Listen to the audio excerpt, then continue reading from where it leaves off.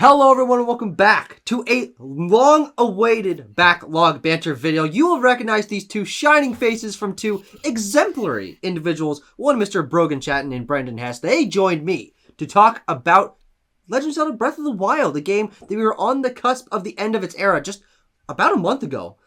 And now we have played that sequel that we were so anticipating and recording that in preparation of, which is of course Legend of Tears of the Kingdom. If you have been on the internet for even 5 seconds in the last month, you have seen, most of that time will have been seeing this, because people will not shut up about this game. They will not stop sending videos. They will not stop making memes.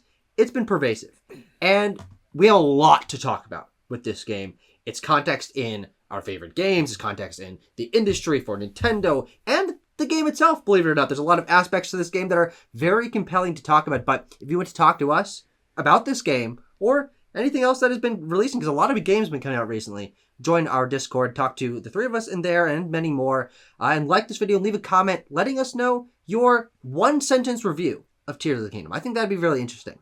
Sort of see where people gravitate towards in one sentence. But I want to throw it over to Bro. He got here early. Brendan was, kind of late, so I'm rewarding Bro for his promptness. I was just working. I was just trying to make a living. And excuses. I don't have any material. I wasn't prepared for this at all. What was my homework? Well, you've had a long time. Play the game and think about it. And you've done a lot of that. And we might as well start sort of top level. This game is out, it had a lot of hype, and you have played it a lot. What are your top level thoughts on Legend of Zelda 2? My top level thoughts. It's great. Possibly the best game ever. I think when you start to really try to look at it, maybe flaws show up, but it goes back to, I would consult the Breath of the Wild discussion for broad overarching ideas, but this is so bigger, so much more dense, and it's crazy. And I think I'm in love with this game. Yeah. Well, now we do want to set the groundwork here. We talked a little bit off camera on our Discord DM about how we wanted this to be just kind of praise. There are critiques of this game, and we might talk about them. But if you're looking for like a criticism of Tears of the Kingdom, you're not going to get this here. We've all played this game for a long goddamn time, and all loved it. It's a 10 lot. out of 10. Yeah. So yeah, I think I certainly agree with that. We can throw it over to Brendan and give his thoughts, but don't expect too much negativity here. We just kind of want to gush. Okay, Brendan, we're throwing it over to you. Top level thoughts about a little game known as The Legend of Zelda Tears of the Kingdom. Top level thoughts. I really like this game. One of the best games ever made. I was going to try and copy everything that Bro said verbatim, but I can't remember it. It's completely lost my short-term memory. But no, I really like it. I love it. It's phenomenal. Don't unsugarcoat it. It's like, it's stupid how good this game is. I played it, so I won't get too into it, but I have a very short attention span for most things, unless I'm hyper focused on them. Yeah. As is the case with adults with ADHD. Mm-hmm. I normally play a game for 1 to 2 hours, and then I'll set it aside because I'll be like, I gotta go do something else. Yeah. My wife was out of town, I think, the Friday and Saturday, after the game came out. Yeah. First few days. That was it was right after we had recorded, right? Yeah. And I recorded an episode of Bro's podcast, and on that podcast, I hypothesized that I had played maybe 20 hours. Jesus Christ. At the end of that weekend, I had played 50 hours. Holy shit. I was off by almost twice the actual amount that I had played. Wow. Right now, I'm sitting at 100 hours. Okay. So I really like this game. Yeah. It's bizarre to have a game like this come out and be as universally acclaimed as it is, to feel like it's going to be in that conversation for the rest of time. Have there be some questions that I think we'll sort of tackle as we are wrapping up this conversation about what does this mean for the legacy of Breath of the Wild? Where does this slot into the overall conversation of, as you both have mentioned, maybe being one of the greatest games of all time? That only happens occasionally, where a game comes out and is immediately in that conversation. And I absolutely agree. I mean, there's no bones about it. Tears of the Kingdom is one of my favorite games ever made, and it does so much of what I like about so many games, but in its own way. And it does so many things that I didn't expect it to do, that it did 3 times better than the thing I didn't expect it to do. I could have thought it could possibly could do.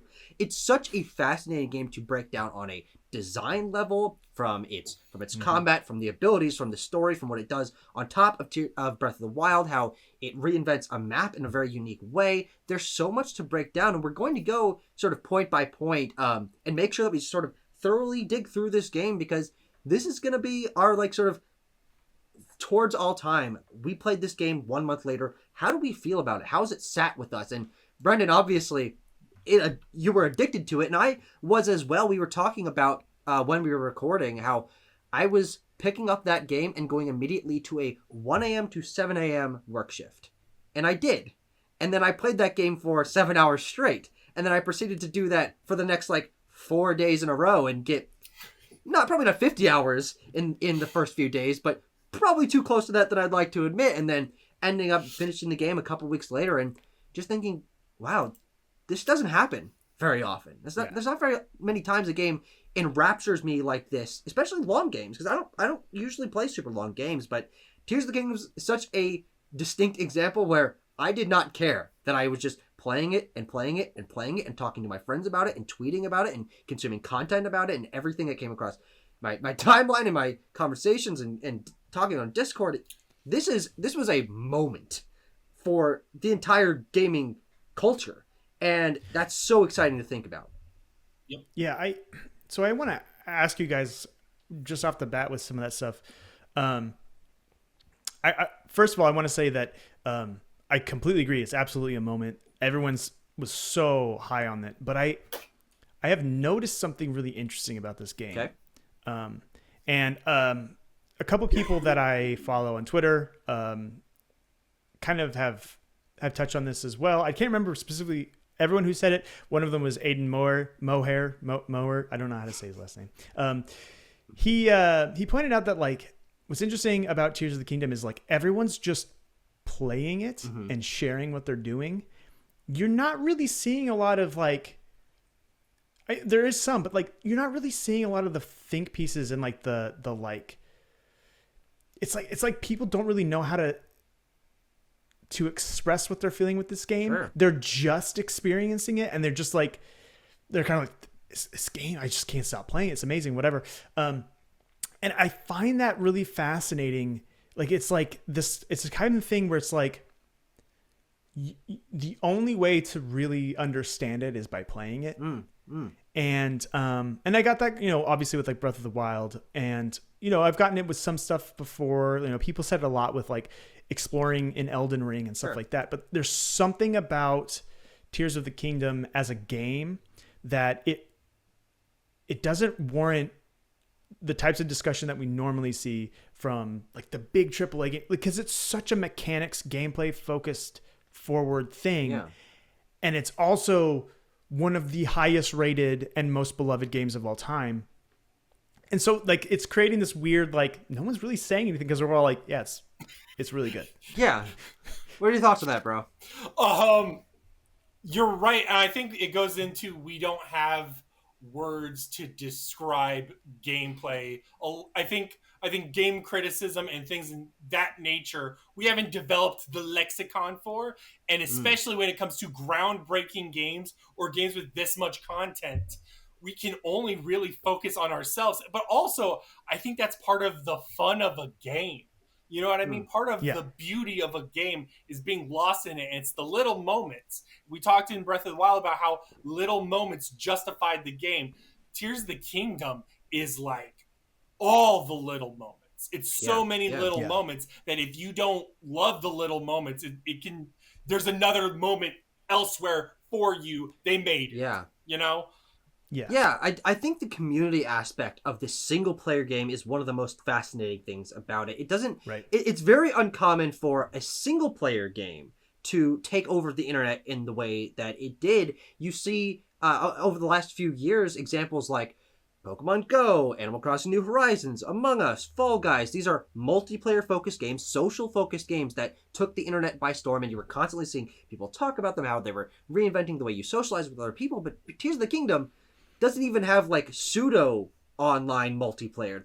You're not comparing scoreboards. You can't summon your friend like a Souls game. There's not even that half-assed multiplayer stuff. This is you are in this world by yourself, but you are so fascinated by it, and it is so much emergent gameplay, and you feel like you're having such your own experience that you want to share it with others. And I think that communal nature of that first month of Tears of the Kingdom is unlike anything I've ever experienced, because all my friends were playing it, and we were all having such different moments that we were able to learn about the game together by sharing stories. It wasn't, okay, you need to do this for this puzzle. It was, I tried this crazy thing because I thought it might work, and it did. And if you tried it this way, it's going to work in all the different scenarios. And if you combine this in this way, you're gonna shoot to the moon, and it'll be crazy. And because I was playing it with some friends, obviously online, talking to you guys quite frequently about it, but also with my friends in person, we were able to have really unique moments where we collaborated across our own copies by just talking to each other about what we'd done. And it made the experience so much richer for me because I was able to always have someone else to talk about what I had just done. And whether they had experienced it or not, they were able to draw some connection because they were playing this game at the same time, where everything was enriched because we were communicating about a single player only game. That ties into so much of what we've said before. Basically, it's like, I think Zelda as a franchise has always had a sort of schoolyard whispering about your experience to another person. But the thing is because Breath of the Wild sort of blew the doors open for this open design, everybody's experience is so unique to themselves. Yeah. And so when you share it, it feels much more real. And also, like Brendan said in the Breath of the Wild discussion, and even you just now, it feels like a personal story. Yeah. And it feels like you're sharing your personal story to someone else. And it gives that communal experience, even though it's just a single player thing. And I think the big thing, obviously, is all the new stuff, but also the Ultra Hand, which we'll get into. But the Ultra Hand has a novelty to it that is also uniquely tailored to how anyone solves problems. Yeah. Thoughts on that, Brendan? To specifically on the Ultra Hand? I guess if you want to respond to the community aspect as well, you can. Community aspect? Yeah, so, I mean, one thing that I was thinking of when Bro was mentioning, you're experiencing your own personal journey with this game, your kind of your own story with it. The last thing I did in the game, I haven't played it for a few days.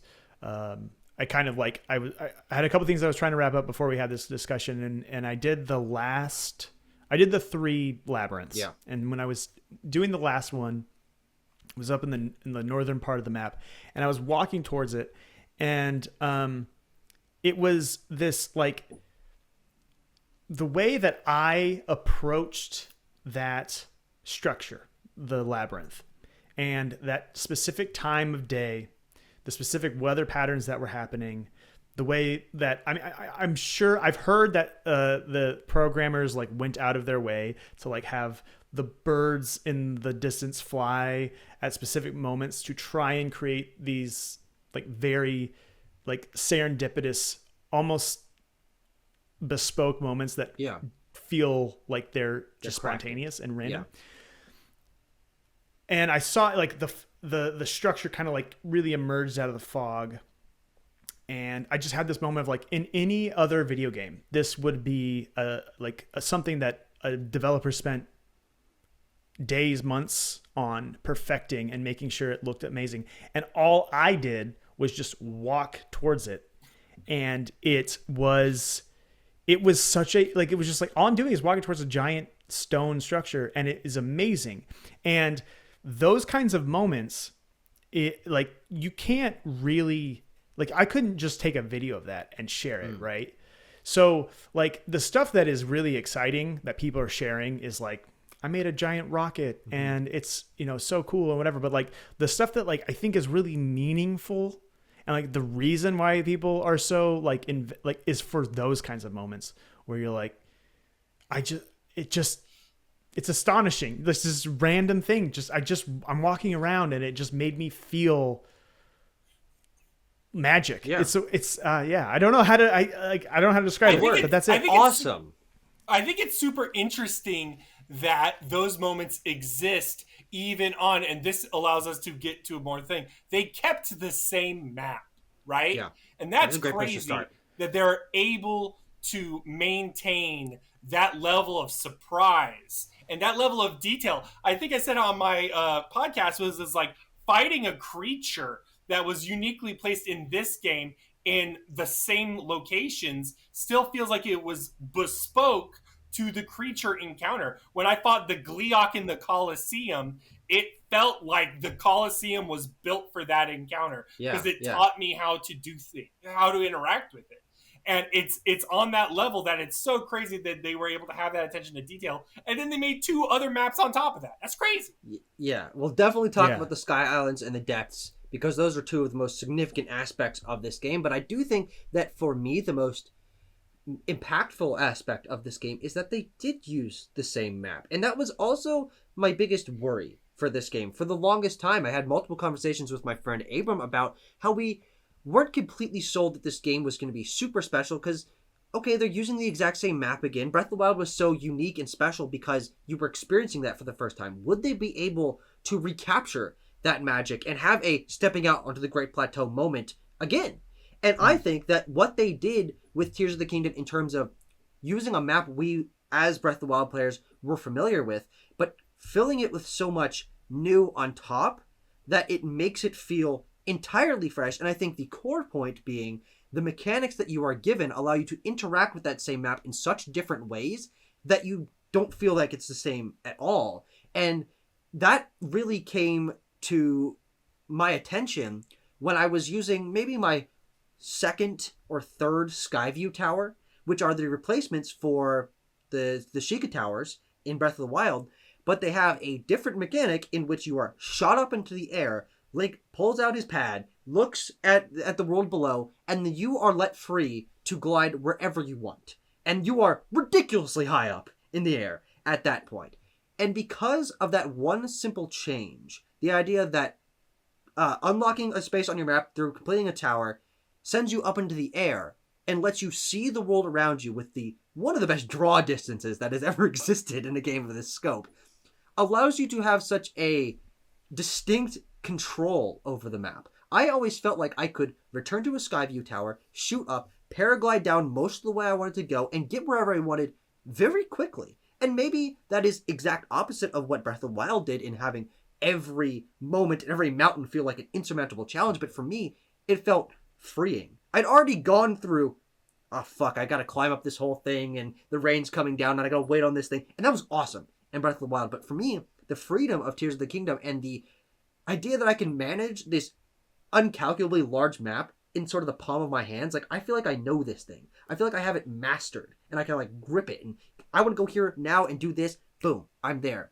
That was a sense of control and intrigue that I've never experienced with an open world game like this. And so even though it is one of the biggest map size wise games I've ever played, it also felt like I understood it the best because I was given so many tools that allowed me to just take it all in at once, traverse quickly, fly all the way if I want to. And it was really, really special. And it makes me feel like the Breath of the Wild map can be done twice, amazingly twice. And they did it. Yeah, do you want to go ahead, Brendan? Because I do have thoughts on this.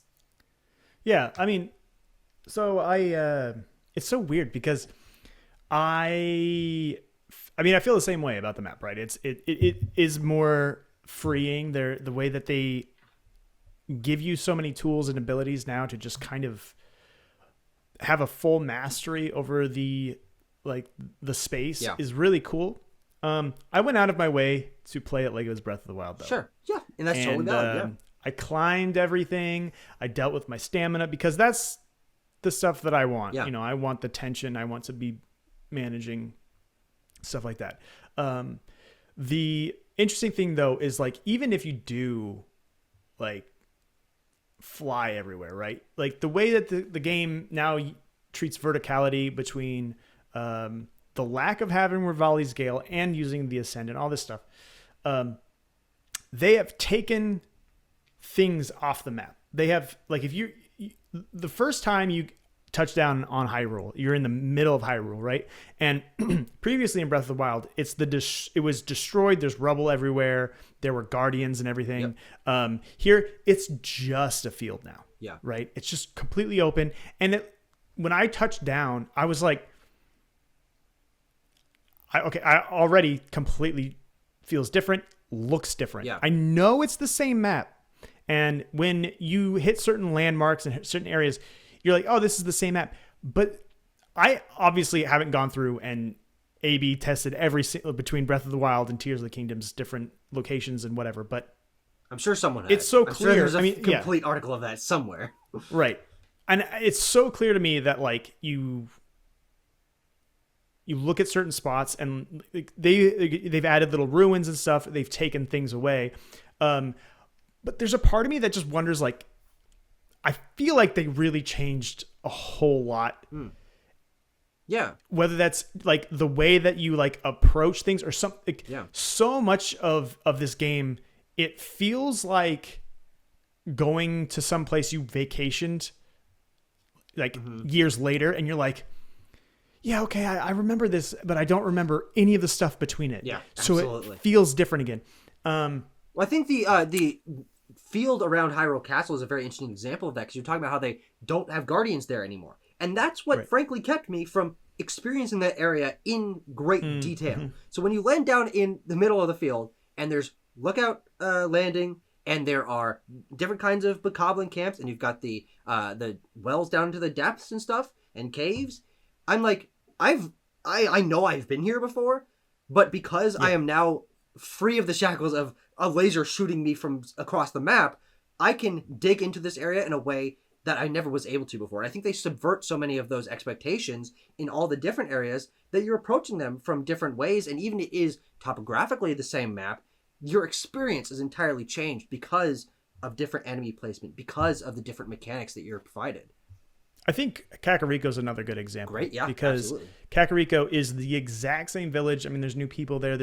But there are these giant stone circular ruins. Some of them are floating. Some of them, and the skyline, the like just the vibe of that sort of thing, is different. Now, granted, I think there is something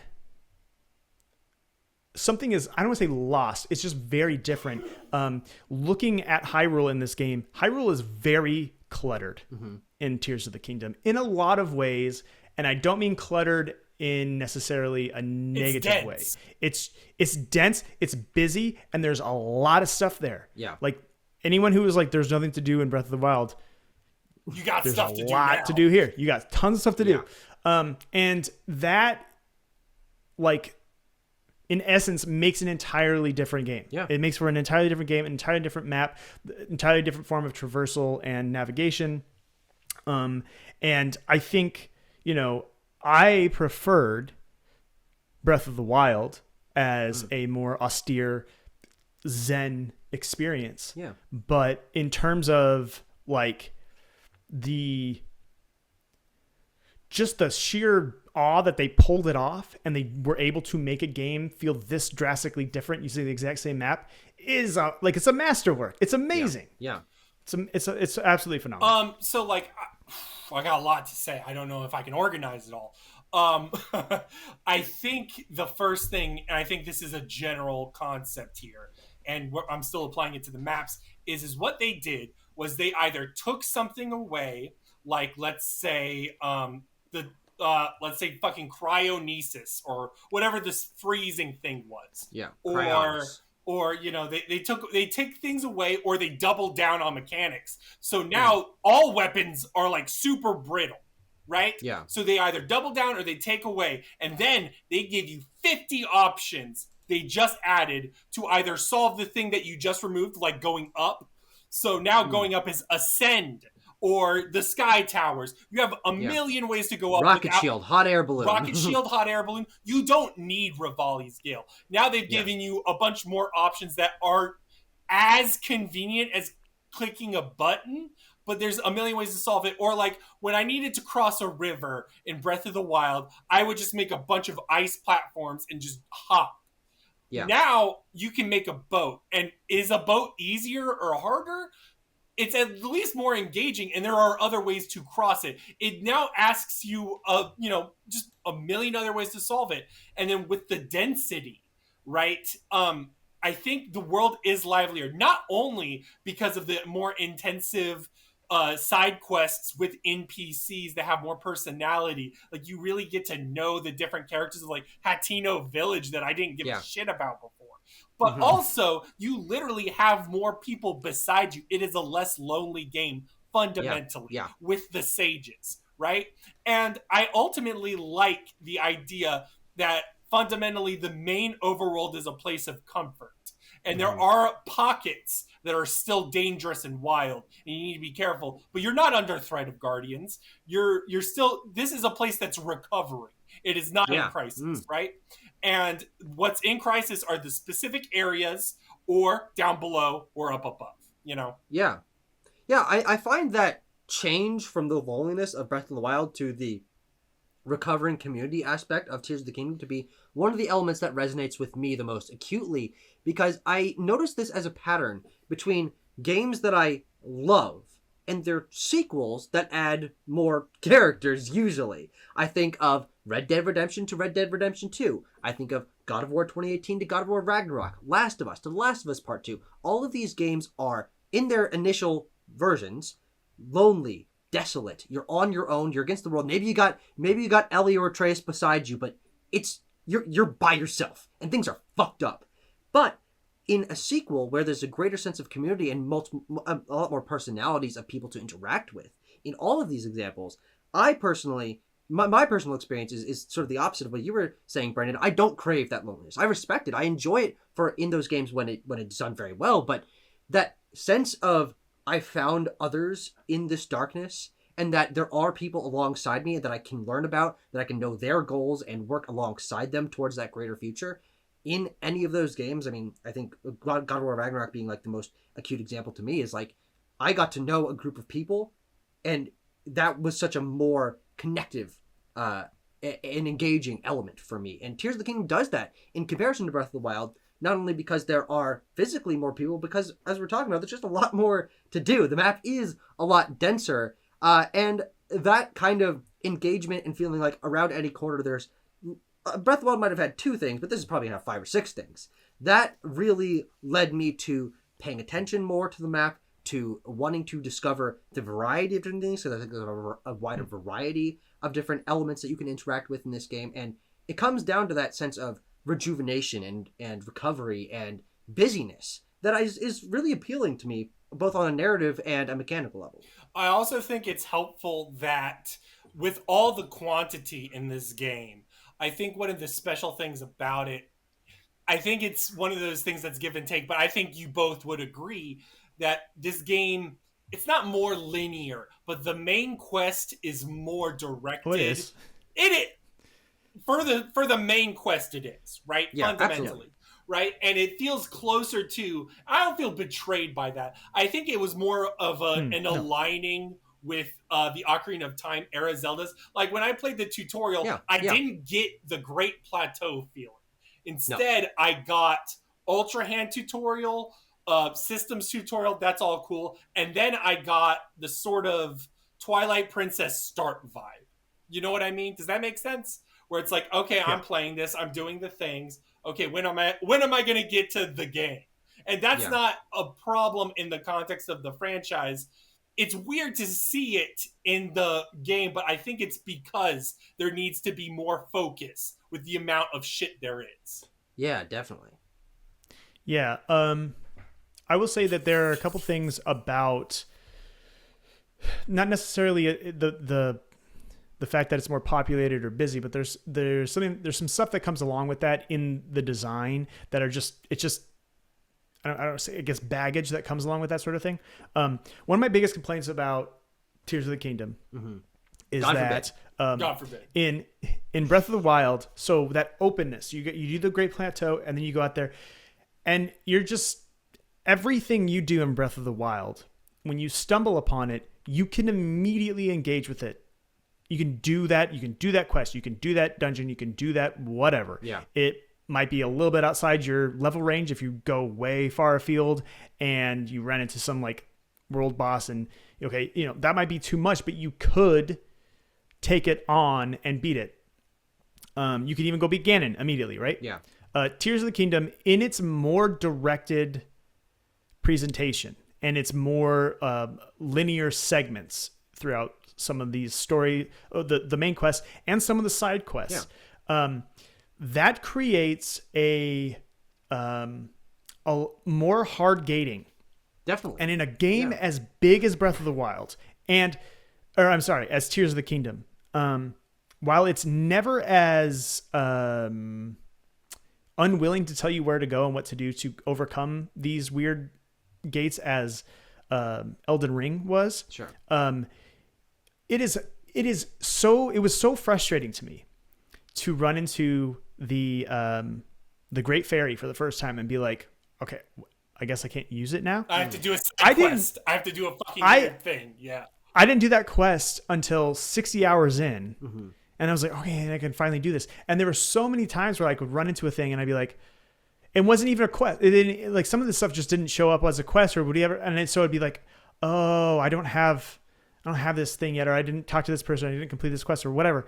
It is, that makes, I don't like that in open world games. I find that to be really frustrating.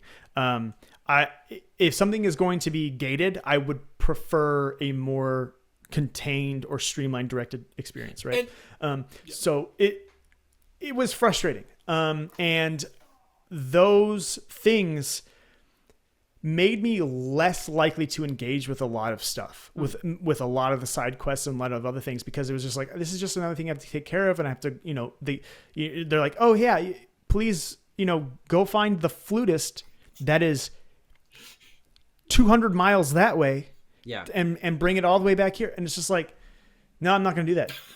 I'm just going to keep walking. That's what I want to do. I want to go explore. I want to go do this other stuff. Like, if I get to it in 60 hours, okay, we'll talk then. But, so that was frustrating. On the other hand, there was this sense of just like, I was never at a loss of something to do. Right. And, I think a lot of people in Breath of the Wild, they felt like, oh, what am I even doing? And for me, I was like, I am exploring this giant world. I'm never not doing that. So I'm always fine with that.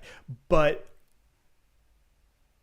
Tears of the Kingdom is like, okay, if that isn't what you want to do, if you want to like be talking to people and doing side quests and reading text boxes and all that other stupid junk, just kidding. There's a lot more of that. And I think that that's really cool. And for a game to not completely, but to meld, as Bro was saying, the Ocarina era and a little bit of the Breath of the Wild original Legend of Zelda openness is pretty impressive. Yeah. Bro, your thoughts? There's a lot of thoughts. I'm so overwhelmed. I'm looking at the time. I'm like 30 minutes. Oh my God. I think there's a lot of things I love about this game that is fundamentally different to Breath of the Wild.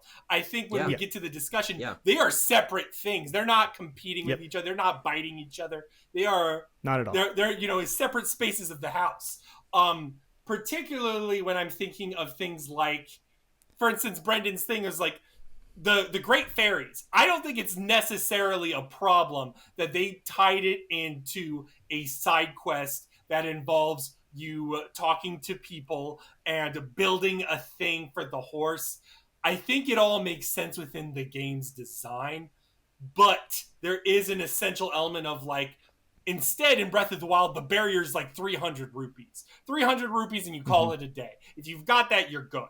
And I think it's so interesting that there's so many important pockets. Like we're talking, I don't want to say you need, but you need to upgrade your armor because everyone does so much more damage in this game. Or you need fucking the Ultra Hand auto build. There's so many essential things in little pockets. Or the Master Sword is in a completely mysterious location from when you start.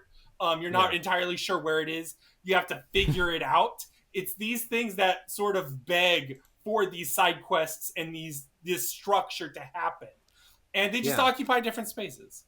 Yeah, I think the linearity, relative linearity of this game is where I think it strikes the most interesting balance for me, is because it is pretty opposite, to your point, Brendan, of what the design philosophy of Breath of the Wild was. The game flow of that game was do what you want at your own pace, and that's fine. But this, I think, balances a little better, having constructed sections, designed segments of this game that do harken back to previous 3D Zeldas that people, frankly, some people were missing from Breath of the Wild, which was largely absent of those. And that game was special because it rocked those conventions. But I think incorporating some of those elements back into this is, those moments are some of the moments where Tears of the Kingdom is its most unique in comparison to Breath of the Wild, where it does feel like, wow, this really does warrant a sequel. It's using its mechanics in unique enough ways to where having some linearity actually spices up the gameplay. It changes my gameplay loops to where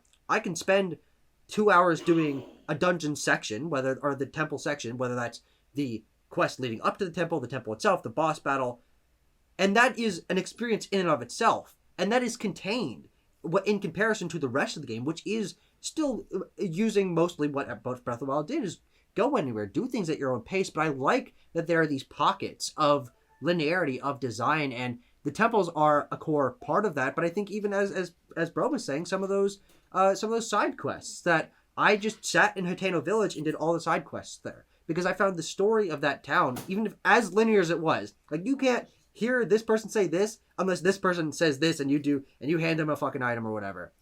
That is a different kind of engagement with this world, and it allowed me to engage with it on a deeper and more granular level because I was forced to focus. I think that is something that I would put as a positive. I was forced to focus on getting this quest with all the goddamn people with their instruments done. I had to make sure I did that to get the reward at the end, and because of that, it's way more memorable to me than walking up to the Great Fairy Fountain and it opening up or giving them rupees or whatever it was, and then I can use it. That was cool in its own way, but for me, it's more memorable and engaging to have a little snippet of linearity inserted every once in a while, and it really kept the gameplay feeling fresh because I was ebbing in and out of freedom and constricted linearity.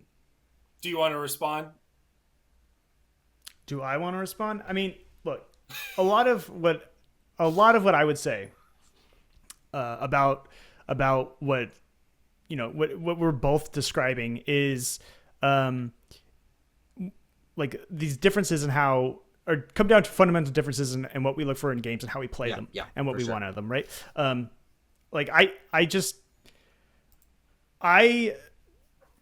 Especially with like open world games or just really anything in general, what I want is I want constant engagement with the systems. I want constant engagement with mechanics. Yeah. I don't necessarily want a bunch of narrative or a bunch of linear set pieces that are, feeding me specific things. I really bristle at that. And but the thing that I would say about just as an overall thing is that Tears of the Kingdom does both. Yeah, and it's what's so impressive is, right, let's take Ultra Hand for example. I didn't fucking use that thing. Really? I barely used it. I never wanted to make I hated it. I couldn't be asked to make a stupid dirigible unless I absolutely had to. Yeah. And most of what I used was like the hot air balloons, right? Yeah. So like get over some things, especially like in the depths. Yeah, absolutely. Otherwise, like I'm not gonna build a before Tears of the Kingdom came out, I was like, I didn't really talk about this to many people. I don't even know if I talked about this with Bro before. I was like legit worried I wasn't gonna like this game because all that gameplay where he's like, I'm gonna make all this stuff and look, we can fly everywhere. We can do it. I was like, that is not interesting to me in the least. Like I am actively disinterested in that. And the first 2 hours of this game, I did not like it. I was so upset. And I was like, it's just so linear. These powers are not at all interesting to me and my tastes. I don't get it, and I am so disappointed that I'm not liking it as much as everyone else, because everyone was just like, this is amazing, look, I can do this thing, I can put this together, and it was like, that's just not me, man. Whatever. I've said elsewhere where I play Minecraft to like dig into the ground and go on dungeon dives. Like I'm not building stuff, right? So that was scary. Yeah. And then I got down to the surface, and not only is there like tons of amazing stuff to do, there's stuff that directly speaks to what I want out of this game. Yeah. Like I didn't have to like pretend and ignore stuff. Well, I mean, I did to a certain extent. Like, but like Ultra Hand is just one of many things in this game, and you can engage with it within the way that you do or don't want. And so that's what I would say is when it comes to these differences in how you approach the game, is just a testament to the game being able to let you play it. Yeah, how you we're both able to come to loving it maybe being one of the greatest games ever made, and we played the game in 180 opposite ways. Yeah. Okay. Bro. All right. Y'all talk so much. I've got like 10 bullets. I'm only gonna be able to have like 3 of them. I mean, I'll cap it to like 2 or 3 sentences next time. Okay. No. It's all good. It's all good. I love it. So I think what is interesting, there were multiple ways we could have taken this thing. I think ultimately the structures are meant to encourage things. So like the side quest for the Great Fairy, we're going to keep going back to it, is encouraging you to use the Ultra Hand to build a thing for that. Or for instance, the guy with the sign, it's encouraging you to use the Ultra Hand, right? And you don't have to engage with these systems. I didn't engage with these systems. If there was a Korok that was just chill, like hiding somewhere, like in Breath of the Wild, I found him. If it was, I need to find my friend, I was like, yeah, it's all on you, bud. But I carried like a half dozen of those dudes a couple times where I was like, it's close enough. I can just walk it. Yeah, so just I above your and I head. just carried them. yeah. Yeah. But anyways, but then it goes into the shrines and it goes into the dungeons, which is, I think, the ways we can talk about the structure of this game. I find that the temples, I think, ask of you these mechanics in a much more satisfying way than Breath of the Wild did with the Divine Beasts. I think the Divine Beasts were fine. They were good. But the temples here, across the board, even the ones I'm like meh on, are asking you to do way more with the systems in that linear way that's still satisfying, still feels like Zelda. It still feels like you're discovering shit. Like, let's take the Gerudo Temple. I think the Gerudo Temple is perfect because it is... number one, the lead up is like what exactly like the linear story that still gives you variety in what you're fucking doing. You're doing a bunch of different shit. There's a horror element to it with the Gibdos. And then once you actually get into it, you can ascend at pretty much anywhere and travel most of the dungeon, but it's actually going through the dungeon, being able to bring your sage partner, and all of these different physics elements that the game is asking you to do with Wind of the Sand or the lighting, which is also a fundamental Zelda puzzle with the mirror lights. It feels traditional, but still traditional and structured, but it still offers the freedom in a way that's so beautiful. Yeah. Yep. Yeah, and I think it's a perfect opportunity for us to get to the temples, because that was maybe the single most notorious element of this game. Is people like, oh god, Breath of the Wild didn't have dungeons. It basically did. You guys are just cherry picking, basically. But that they made a concerted effort to recapture some of the flavor of dungeons from the past. I think they didn't get all the way there, but I think that this, for what the kind of game Tears of the Kingdom is, fits perfectly for my taste. And I think that it leads back to what I was saying earlier about there being a lot of variety in the moment-to-moment gameplay, whether that's exploring versus going through one of the temples. Is the lead-ups to these temples are some of my favorite Zelda moments now, because they felt so distinct and crafted for a certain kind of experience. And I heard 2 or 3 or 4 people mention on Discord to me personally, talking with my friends, that lead up to the Wind Temple, where you're platforming with Tulin on these floating ships that have sails that you're springboarding off of. What an amazing moment that was in terms of its spectacle. and using the mechanics of gliding and Tulin's Gale to their fullest, and how different that was from anything you've done in almost any Zelda game up to that point. And it is those moments that really stick out to me as what Tears of the Kingdom has to hang its hat on, and bringing to this duology of open Zelda games, is it has these spectacle moments that lots of other AAA games have, but Zelda has, in terms of Breath of the Wild, kind of strayed away from. But the temples, I think, are really, really special here because they do strike that balance of pulling in classic elements, but mixing them enough with the abilities that are unique to Tears of the Kingdom that we haven't even really fully gotten into. We'll get where there. It feels like its own thing. Yeah, I agree wholeheartedly. I mean, I really like. I was surprised. I thought there was a part of me that thought that the Wind Temple lead up might have been, because I'd heard about the temples. That was the first one I did. Yeah, same. And I was like, is this the temple? Like, is this actually the temple itself? And it's like, no, I spent 20 minutes getting to the temple, and now I'm going to do the temple. Yeah. And that was really cool. And the boss battle, the music, where it's like a remix of the Wind Waker bosses, and so good.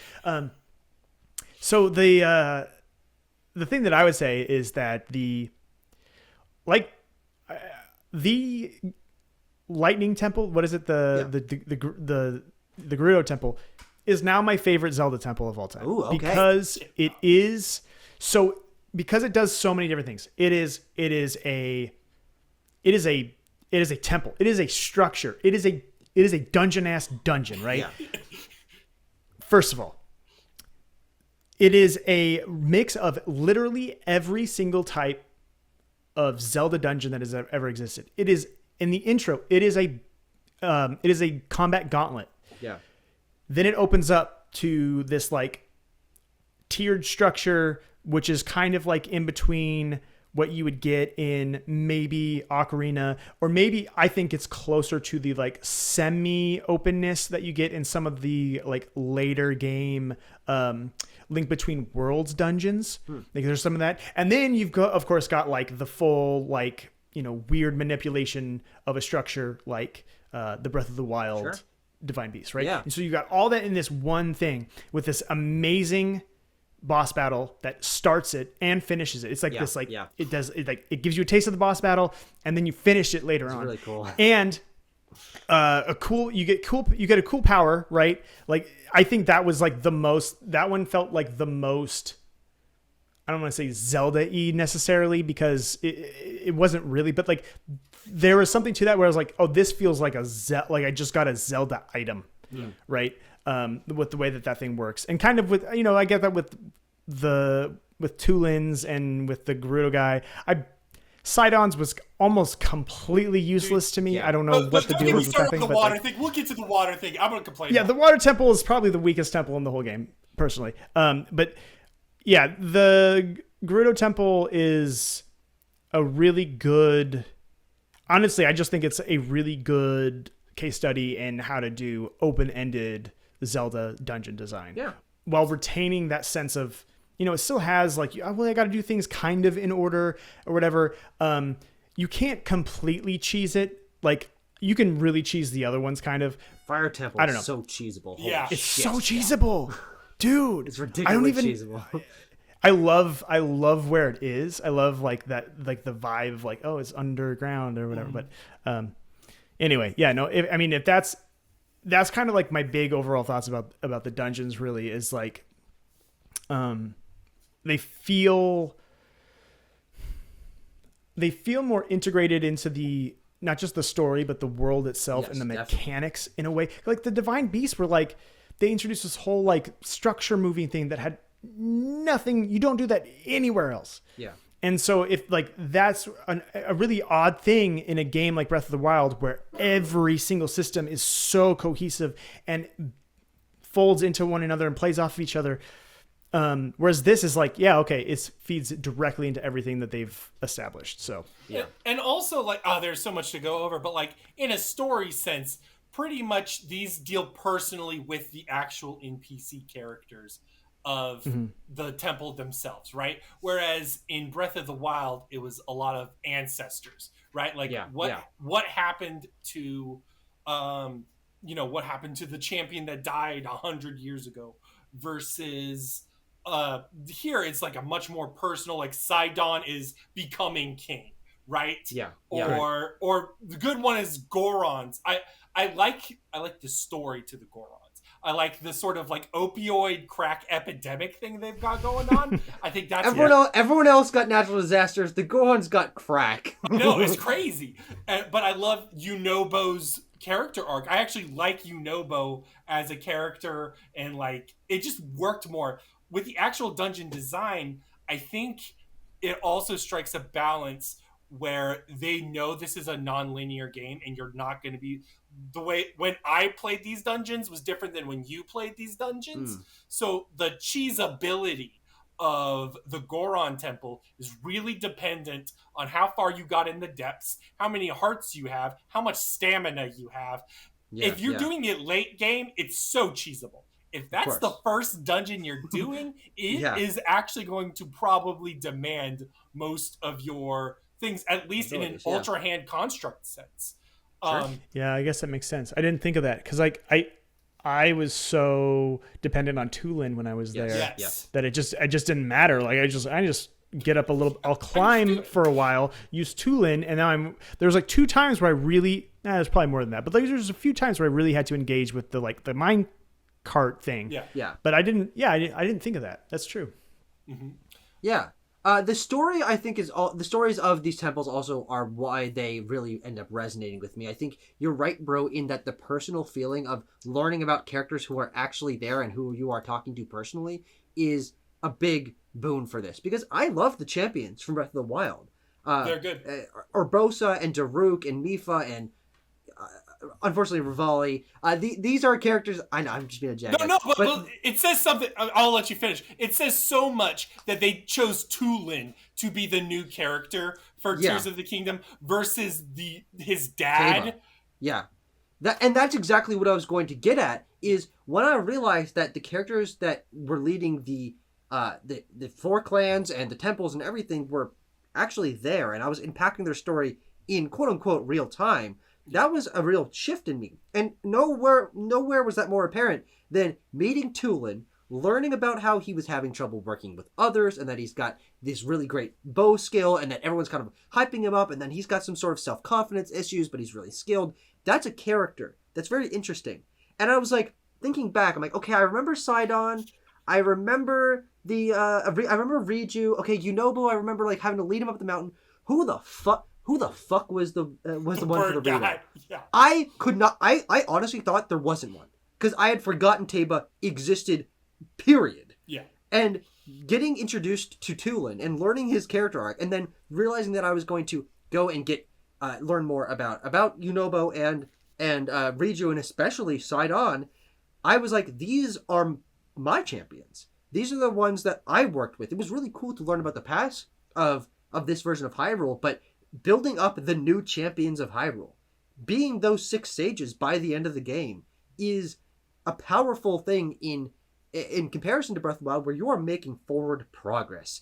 These are people whose lives you are changing, and you will go forward and change the future together. And I found that to be like surprisingly emotionally resonant for a game that I think has a pretty good story, not an amazing story, but a pretty good story. That was the element of it that really stuck out to me the most as vastly superior to Breath of the Wild, because we were making in the moment impact on the world and the people around us.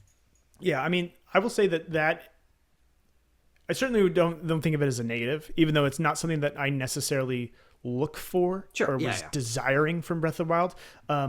I think that it's absolutely a better narrative, and that those elements are better handled compared to how they were in Breath of the Wild. And I actually think that the stuff with Ganondorf is fine.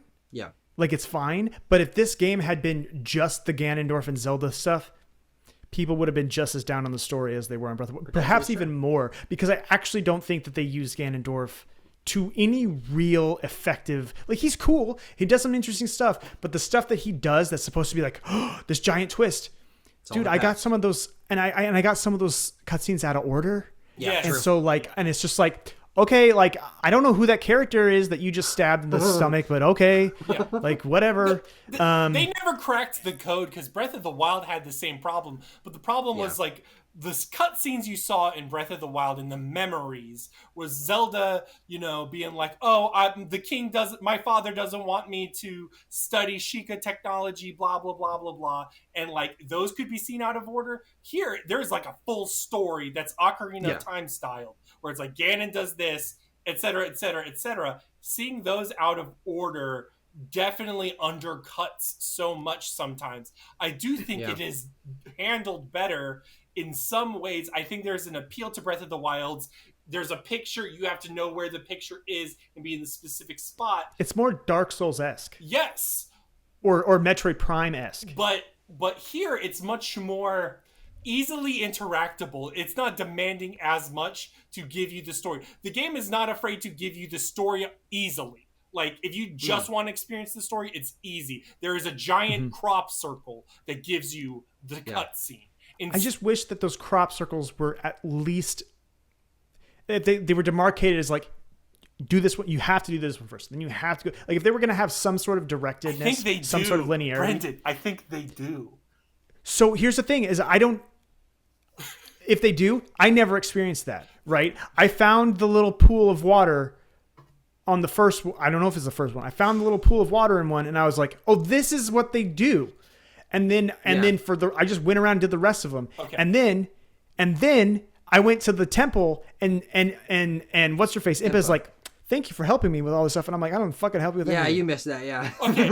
I didn't do anything. This shows so much, right? So what you missed was going to that temple with Impa first. That temple, number one, has them in order. It has each one in the specific. See, I took a picture of it. Afterwards, right? Yes. And That's no help. But I had like 4 left to do, right? Because actually I couldn't find some of the last ones. I was like, I don't even know where they are. But nothing about that tablet that's on the ground had any indication to me that I was like, I still don't know which ones I was supposed to do first. I think there is a fundamental. I don't know if like Go ahead. does Impa say? I mean, this is honest. Like, does Impa say go do this one? Then go do this one. She's or, like, oh, okay, I think these are in like. She mentioned something like, oh, they seem to be in order of progression or time or whatever. Like, I think that is made clear. But the thing is I think this game it shows a little bit of the clumsiness in the non-linearity, and it's hard to do. I don't think it's easily solvable. I couldn't solve it. I mean, my solve for it. Here's what my solve for it is, right? And it's like the crop circles. I would have made each crop circle a generic shape.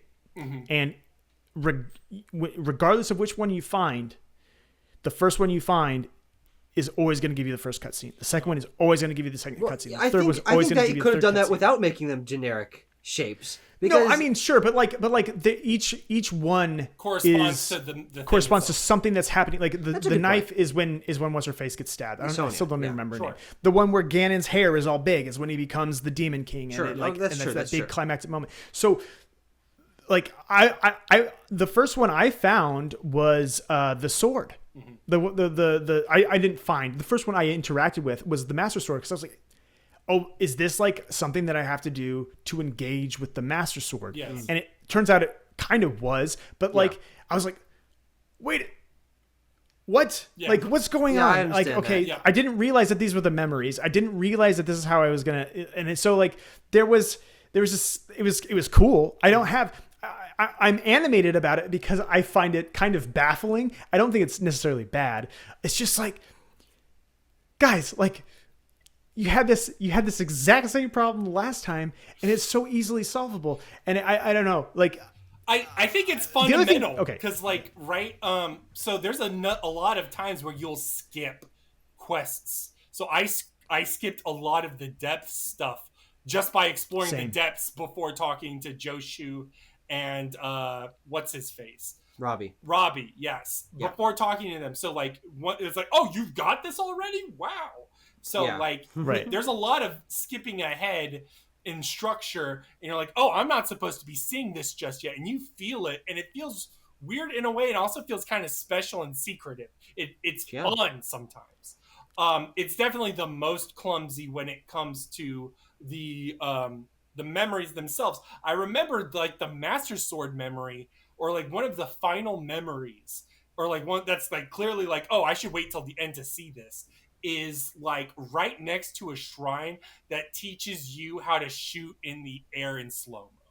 Right? And that is like, to me, the fundamental, like, Weird. there's a disconnect here. Shrines are my least favorite part of the game, spoiler alert, and we'll get to them. But like, Okay. there's like a pairing here that it never matches. Yeah, there's, and it's actually something that I felt similarly about Elden Ring, to call back to what I was saying. Or like, they'll be like, oh, there's so in Elden Ring, the Dictus medallion, right? Yes. The two parts of the medallion are in, one of them is in like a totally random, like mini nothing dungeon, like at the top of this little tower. Yep. And the other one's like at the end of like basically a almost prerequisite quest for another thing. Yep. And so you're like, there's like a hierarchy of content problem at times. And like the game's still an 11 out of 10 or whatever. And like, these are problems that are going to just be inherent to a size of a game this big. But I think that where it like makes up for this a little bit. Oh, actually, hold on before I get ahead of myself. There's a thing that happens in this story that, are we spoiling hinted, things? We're spoiling. Of course things, we right? are. Yeah. So okay, Spoiler. so there's a line where I don't know if it's Zelda or someone else is talking to Rauru, which, dude, when at the beginning of this game where he's like, oh, Rauru put his trust in you, I was like, Fallen Hero timeline, Ocarina of Time, Raru's back, my giant owl bro. He was an owl, but he was like a goat owl. Anyway, there's a line where they say like, the last of the Gerudo villages has fallen. And, he's taken over the last of the Gerudo villages. And I'm like, this is like the third or fourth cutscene. And I'm like, dude, we're going to see Ganondorf like taking out Gerudo villages, and like we're gonna see Gerudos like on his team, because like part of that cutscene is like there's like all these Gerudos in like dark ninja looking garb, like, and I was like, oh my god, like there is so much here with the Gerudo stuff. This is so cool. I want to know like why did some Gerudos follow him and why did not? Not there. Literally nothing. Literally it's nothing. The There's only this time giant that shows gap. up there. Yeah. It's and there's so many of these giant gaps. Like sometimes a cutscene will be like this, like we're following up on a cutscene that happened seemingly a day ago, and then it's like it's been a year and a half, maybe. Yeah, it's hard to tell. I think that the memory story here, I agree with a lot of the criticisms. I think that the sort of Nazca line crop circle things that you find them on, the big symbols, for me were very satisfying because they acted as just such giant landmarks that the looking out into the distance was made more interesting by their inclusion. They could have had something else, but I like that they weren't as hidden as sort of Dark Souls Metroid Prime, as you mentioned, because it was something I could look off in the distance and like, wow, what is that? What shape is that? Where am I going to find it on that? And it just sort of completed the horizon in an interesting way.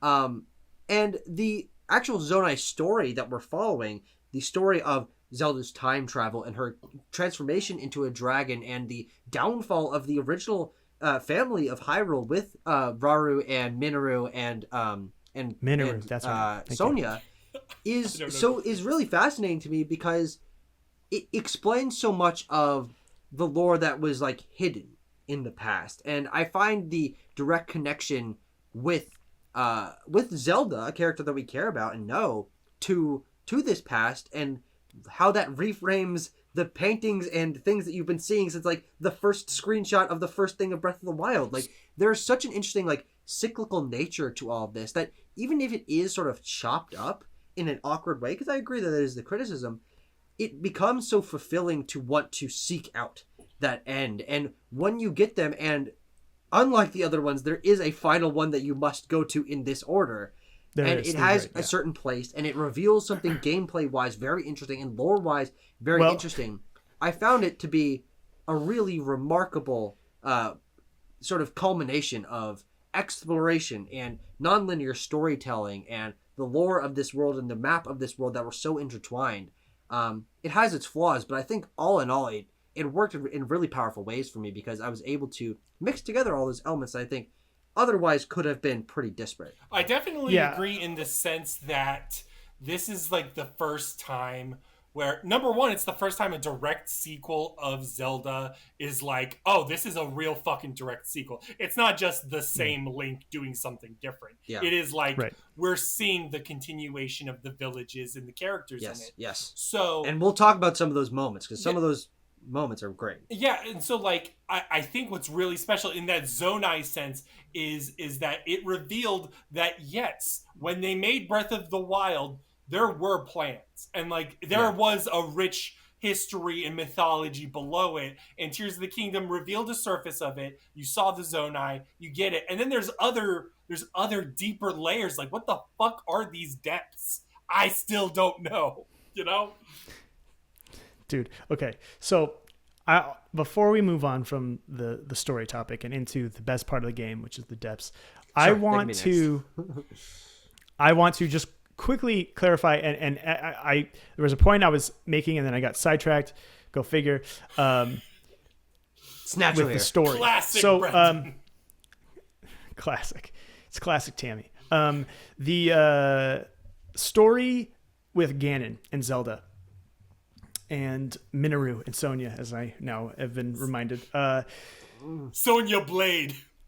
It was out of order, right? And so for me, the problem is, and where I was going to say, like the way that the game balances out is in those moments with Riju and Yunobo and Tulin and those story moments being presented to you linearly in narrative order in real time, like with Link involved in the story.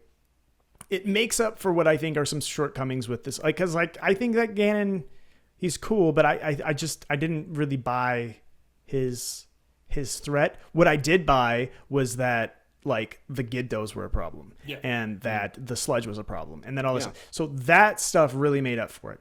The other thing too about the just like the story in general. I was like, I was exploring, right? And I think what I was not even fully aware of until about halfway through this game, I was like, you know what? There's a lot of things that this game is expecting me to engage with and people it wants me to talk to. Yeah. That I'm just blowing past because I want to see everything and I want to play this game like it's Breath of the Wild. And I had to kind of like slow down a few times and like go and do some stuff, do some side quests. And a lot of stuff absolutely worked for me. And I have like no problems with that. It's a little bit incongruous with how I normally would play a game like this, but it worked fine. Yeah. Those, one of the biggest ones for me was the Deku Tree. And I was like, it was like, I don't know, it was like 20 hours, 30 hours in the game. And I was like, I just want to go see what's going on in the Lost Woods. And it's an awesome Ocarina of Time callback, right? And it tells you after you beat Phantom Ganon at the bottom of Deku Tower, or the Deku Tree, he's like, hey, you know what? I can still tell that the Master Sword is actually here. It's moving around. Weird. Go find it. I had done like 3 memories, right? I had no idea that Zelda was a fucking dragon with the Master Sword. I think I revealed that to you accidentally. No. I messaged you and Murph like, guys? I think I found the sword. I found the sword. Have you done this yet? And you guys were like, no. I was like, oh, okay. Because what I did is I found it and I was like, oh my God, this dragon? That's what's moving around. Oh, I'm going to jump on it. And I had enough stamina and I pulled it out. And then it was like, it gives you a flashback of Zelda being the dragon. And I was like, this is Zelda? Very interesting. Yeah. Which should have been like the big reveal at the end of all this stuff. Right. So it like all that stuff, like by the time I was doing those last memories, I was just like, all right.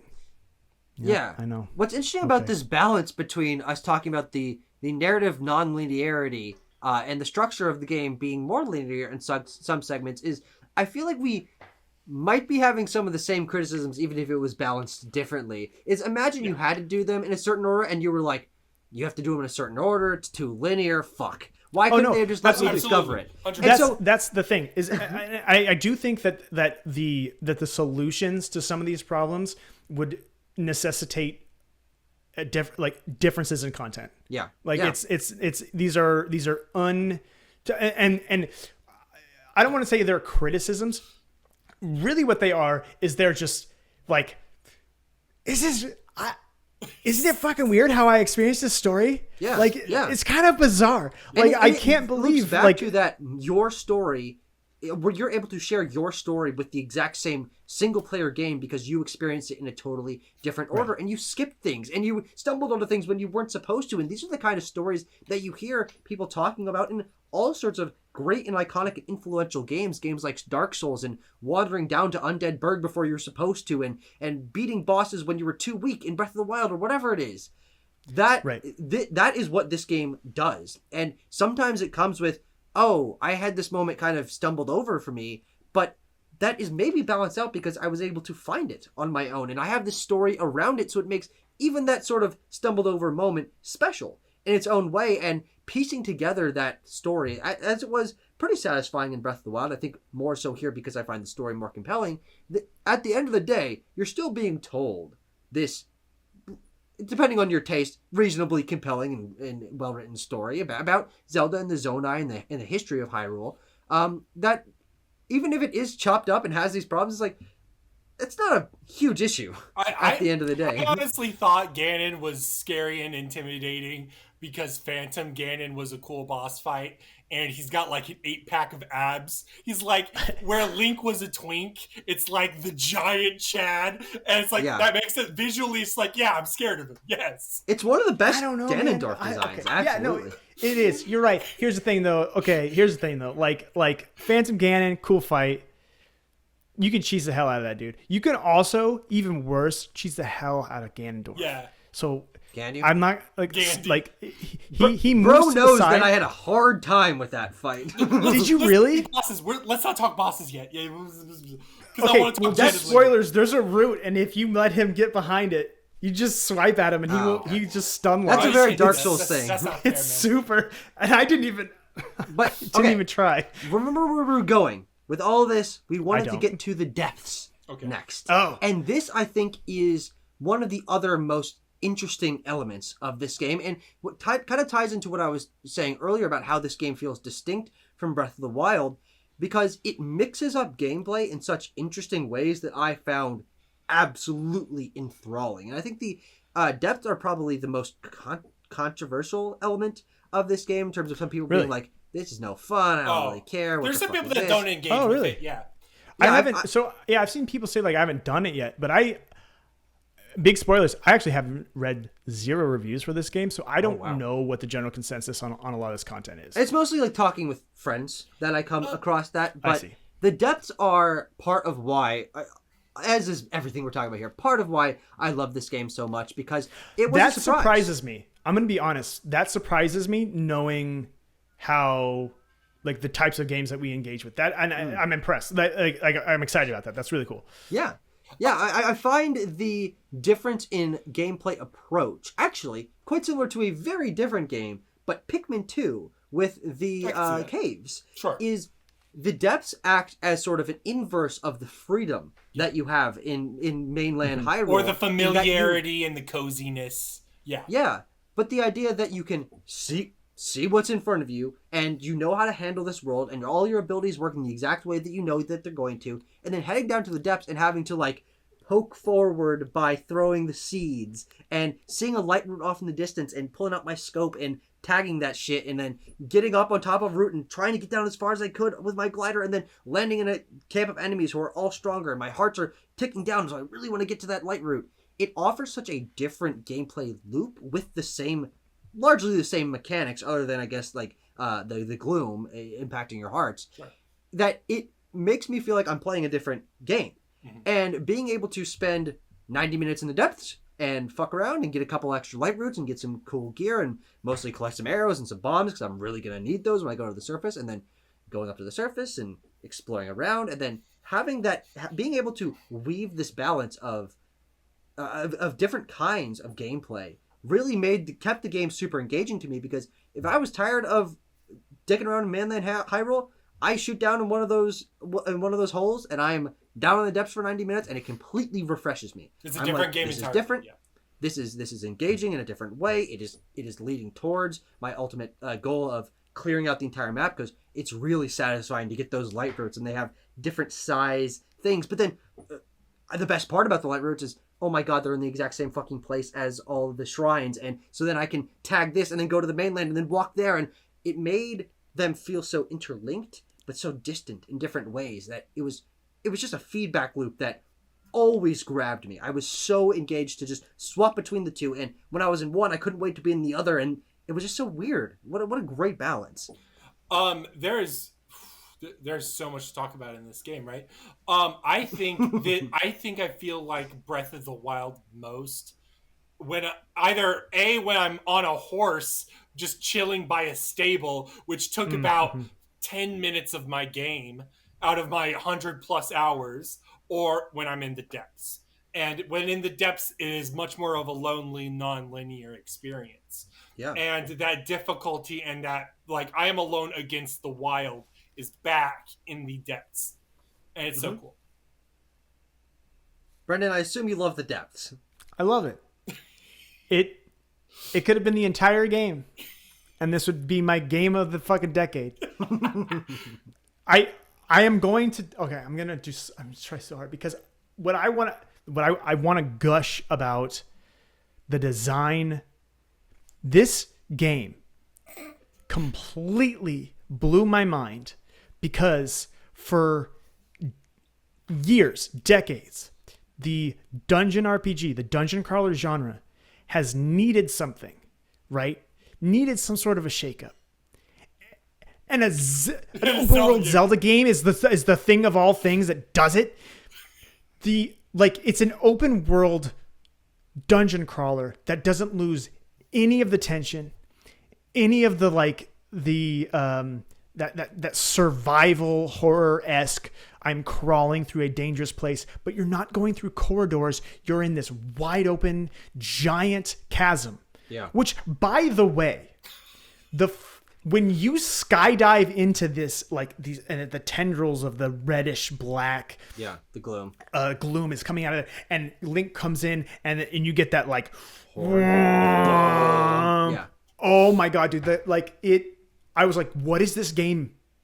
What is this game? The first time I was like, I did not expect it at all. And the fact that they kept it from us and from all the marketing material and all this stuff. Because I had seen a cave, right? I'd seen a couple caves. Yeah. And I was like, caves are really cool. Yeah. Exactly. I was like, dude, they put caves in this game. I'm so glad. So this is like the cave stuff that they added that we saw in the trailers. Oh, there's going to be probably some cool big ones or whatever. Maybe there's one that's like the majority of a mountain is just like a giant cave or something. Yeah. No, dude, the entire map is a cave. Yeah. And so there are a couple things about this I want to hone in. I'm not going to gush forever, I promise. But there's a couple things about this that I think are really smart. First of all, the fact that the gloom, especially under the in the depths, it takes away your hearts semi-permanently, right? Yeah. So what that does is, like any good dungeon crawler, is it reduces your resources. Same with the light bulbs. In order to make progress, you have to use up your resources. You lose health, you lose your weapons, you lose all this stuff that you aren't going to replenish when you're down in the depths. That necessitates you to go back up to the surface. Yeah. Now, in a normal dungeon crawler, that's just going back to town, that's restocking, whatever. But in Tears of the Kingdom, there are two levels of this. You go back to the surface, or you unlock a light route, and your hearts unlock. Mm-hmm. And you can go back to other light routes that you've already done, but by doing that, you are undoing your forward progress. Your progress. Yeah. And so, not only that, but you need to go up to the sky in order to get the Sundelians. Thank you. I could not. Think about it. I could read it. I knew what they were going for, but I just couldn't vocalize it. The Sundelians, and even better, there are treasure chests, like in Wind Waker. There's treasure maps, like in Wind Waker, that point to specific parts of the depths. So this game is constantly like, okay, You got to go back up and you got to get this stuff. Now go back down the depths. And then the depths is like, oh, you're all unplenished. Go back up to the Hyrule, replenish some stuff, just hang out, do some side quests, get stronger, come back down here. That feedback loop that we were talking about with Breath of the Wild, oh God, it's just like, it makes my design mind just like burst. I am so impressed with it. And then of course, like there's just the stuff like with the darkness, the way that like in our original discussion, I said that like one of my favorite things about Breath of the Wild was the sorry, am I No. am I just being it's great. It's great. It's good. Am I just being the It's most good. I love Brendan it. thing right now? I'm just taking it easy. I said that like you're doing all the one of hard my work. Okay. All right. I'll wrap it up in a second. Don't worry. Go. One of my favorite things is about Breath of the Wild is that you're exploring and like you catch these glimpses, the stuff like, you know, I was talking about with like the labyrinth and stuff, like it looks like the Zelda I've always had in my imagination when looking at concept art and stuff. Yeah. And dude, down in the depths, the way that like it plays, the light plays off stuff, and it's this hard, the shadows fall off hard. It's this harsh light fall off. Yeah. And you'll be like miles away and like you just see like part of a cliff that's illuminated from a light route that you like. It's so cool. It's so cool. It looks like something out of like an 80s fantasy movie, right? Or like Alien, like you're on like another planet or something like that. It's such an amazingly evocative aesthetic, and it makes you be like, I want to go over there. And what's crazy is between here and there, it might be a giant chasm in the ground that you're going to fall into. You have no idea. You have no idea.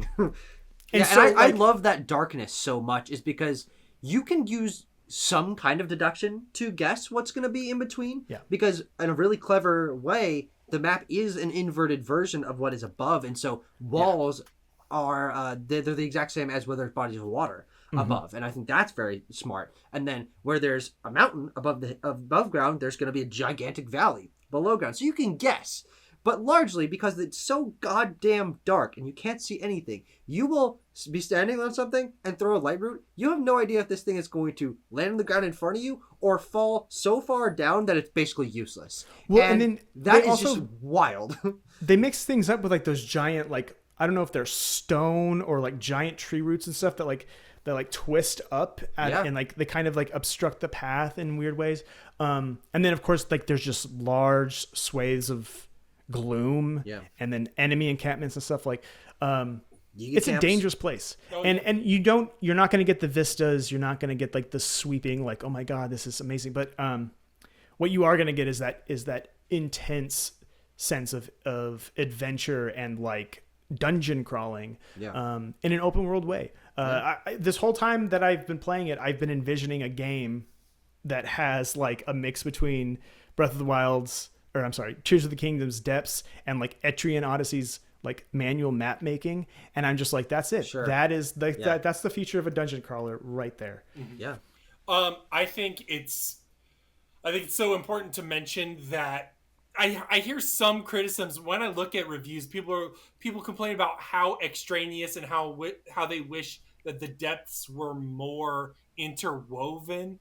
And I think it's appropriate how the ratio, because it's the distance and how optional it is actually a really good thing. The rewards down there are the best rewards you can pretty much get. Like literally the treasure chests have amiibo items that were of financial and monetary value. Quite literally. Right. And also like that's where the auto build is down there. So many important elements, like, and the Yiga camps have auto build schematics that will give you things. The thing I didn't like about Ultra Hand, we'll get to it when we get to it, was me building things and tinkering. Once I got auto build, I was like, I don't have to do that. I can just make the thing I want to make. Agreed. And just fucking do it. And that's great. Then I'm like, thumbs up. Good stuff. And then it's like everything in between that is still so many surprises. It's not just the darkness. It's not just the thing around the corner. It's like I go into the Colosseum, like in Breath of the Wild or Tears of the Kingdom's map. When I saw a Gliok or a Lionel, I shit my pants. I'm like, oh my god, what the fuck is that? But then in the depths, when I see a fucking ultra gloomed out Gliok, or I see a Colosseum filled with Lynels, or the other bosses, or literally bosses out of nowhere. When I saw the Wind Temple boss just out of nowhere, the health bar came up. I was like, "Oh my god, this is the best game ever." Yeah. They really looked at Elden Ring and they were like, hold my beer. That was literally what they did. Place the bosses down in this giant area. I think that the depths are so cool because they are largely disconnected, but they're still interwoven, as we've been saying, in very smart ways. And I think nowhere is that more apparent than, let's get to it, the batteries and the Zonite and the upgrades to your abilities that allow you to use, frankly, what is the main draw of this game. And we've neglected to really go in depth to it so far, but it's been an hour and 20 minutes, and I've been trying to avoid it. You have machines in this game. You have weird horse shit in your bag. You can stick shit together and put a machine on it, and it'll do a thing and go off into the horizon. That is what this game is sold on, and it is what is allowing it to be as pervasive as it is, because it allows for such variety in approach. And I think it's very fascinating that we happen to find two of the only goddamn people on this planet that do not give a single fuck about making contraptions in Tears of the Kingdom to do our Tears of the Kingdom breakdown. You love it so much you could love it for both of us. Well, no, actually, that's not even true, though. It's because I used Ultra Hand a good amount. I didn't use it a huge amount. I wasn't building any of the crazy things that you see in the craziest videos. I wasn't building any contraptions to torture Koroks, which we haven't talked about, but which is one of the most iconic elements of this game socially. But I think that in terms of this game having its own identity and feeling like a major step forward for game design and what it might influence other people to do in the future in terms of thinking outside the box for puzzle design and freedom in player choice, Ultra Hand and Fuse together are two of the smartest single design decisions I've ever seen applied to an open world game, because it takes open world and makes your inventory open world. You look at the list of shit that you have in your inventory and you're like, I can do anything here. It's like opening creative mode in fucking Minecraft, and you see everything from dirt down to goddamn sponge, and you're like, the world's my oyster. Yeah. And I think it's really interesting that they were able to apply all that to and build upon the physics engine of Breath of the Wild that was so iconic and important for that game, but like quintuple down on it here. Is physics is everything, and we are creating a whole slew of mechanics you've never experienced before in a game specifically to cater to that. And I think it's really remarkable. Even if it's not my favorite part of the game, I think it might be the most important part of this game. It's certainly the most impressive, like in terms of a mechanical and just coding feat. It is and here's the other thing that's crazy is like every object is being tracked in such a way that like you can reverse time on. We didn't even talk about rewind yet. We haven't mentioned so many that. things. Well, that's because it's probably like it's the most forgettable of the powers. Not saying it's not useful, because it's incredibly useful in many of the shrines, like phenomenally so. But just you're not using that like you were using stasis and Cryonis, right? You're not like, oh, I got to use this right now. Like maybe once in a while, but not really. I don't want whatever the next Zelda is to be a crafting game. Yeah. I hope that the lesson that they learn. I mean, I don't think so either, but I could also see it just being like, well, this is what people really liked. Yeah. Yeah. People engage with this in a way like they might see that as like, it was like, free marketing. So maybe we should have something like this in the future. Frankly, I would love to see like an open world Zelda that's set in like the height of Hyrule's setting, like the kingdom's doing really good and everyone's great, and like what does that look like in an open world setting? But anyway, the thing about Fuse though, like that is, Zelda isn't an RPG. It has never really truly been an RPG. Breath of the Wild and Tears of the Kingdom get close, and there Zelda is 2 shout obvious. Zelda 2 as well, right? I mean, that truly is the closest. And Zelda 1 and 2 are very obvious inspirations from Ultima, right? And so it's there, like those threads are there. The fuse system is much like Zelda in the past has like takes these RPG ideas, arcadifies, adventurifies them, and makes this like, you know, this like action adventure game that's like, it's kind of an RPG. It gives a lot of the same feelings as an RPG, but it's not an RPG. And the fuse system, it's like a full-on weapon crafting system, like, you know, that you might see in like a, you know, I don't know, a really in-depth RPG or even like, you know, Minecraft or something like that. But it's all you do. But it's like it's tactile. It's immediate. It's intuitive. I'm taking two and I'm taking two literal objects in the world. It's not in an inventory. I'm not doing it in a menu. I'm taking a thing out of my inventory, putting it on the ground. I'm equipping the weapon I want to fuse. I'm using fuse and going, and then I have the sword. And there's like it's this ingenious Nintendo-ified, Zelda-ified way of doing crafting that it was so brilliant, and I loved that part. I at first I was like, I'm not gonna put a giant boat on the end of every sword. That looks so dumb. Like, why would I do that? And then I started like taking out bokoblins and Lynels and then the Lizalfos with their cool like katana blades. And I was, and then you're making like, I can make some dope looking swords, and that was really satisfying. Oh yeah, and like, yeah, for me it's like Ultra Hand.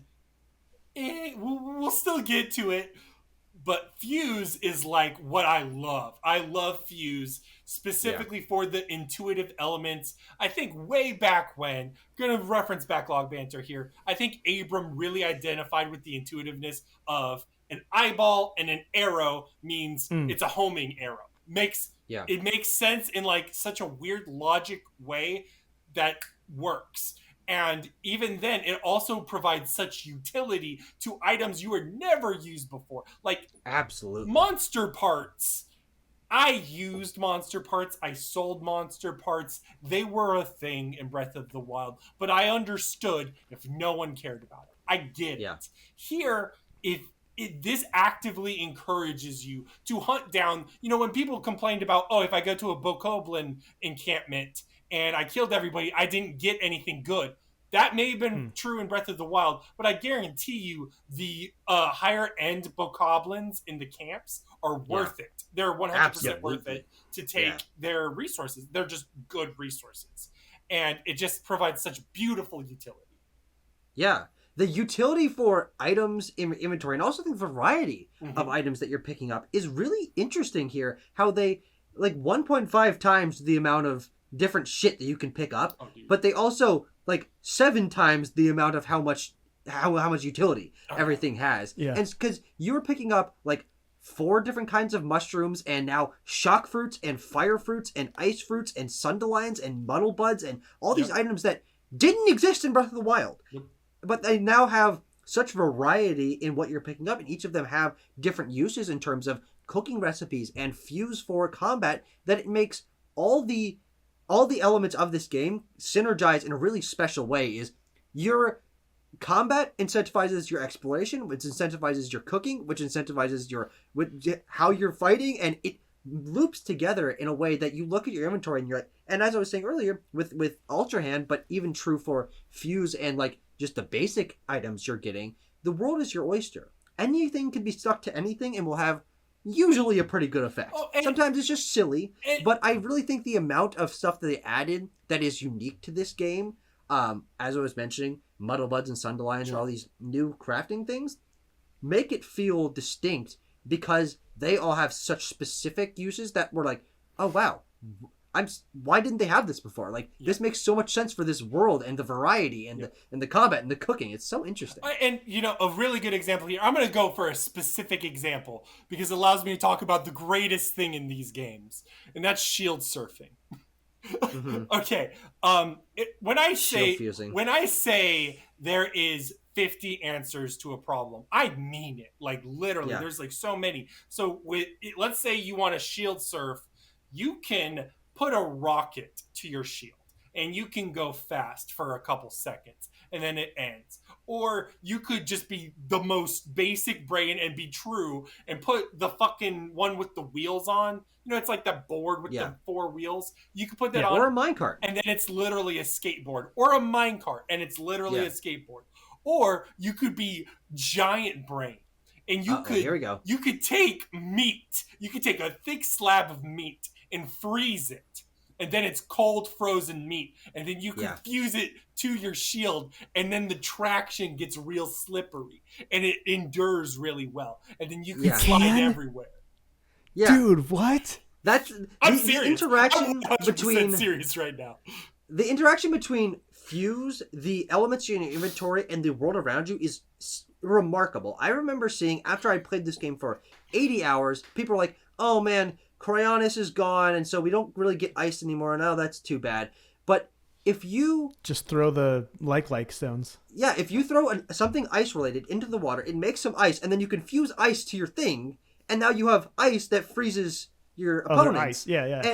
And you can create more ice if you fucking want to. Like, you can make ice platforms, I- even though Cryonis is gone. Yeah. And it's because they added these layers of interactivity. And I think the specific example that I would go to for variety in one new item is these the new fruits, the electric fruit, the fire fruit, the ice fruit. These were not in the last game because we had elemental arrows. But I vastly prefer having the option to create them here, but also to use them for something that also didn't exist in Breath of the Wild, is create foods that impact how much damage you're doing based on the temperature. The weather, like, yeah. What the fuck is that? That's so clever. It's so interesting, and it makes this fruit that I'm mostly going to use for fire arrows, but if I want to, I can mix it in a different way to where when it's hot outside, I'm doing more damage, which I've never even heard of in a video game. It makes these things that were just simple impediments and obstacles into potential buffs for Yes. people. Like it recontextualizes stuff.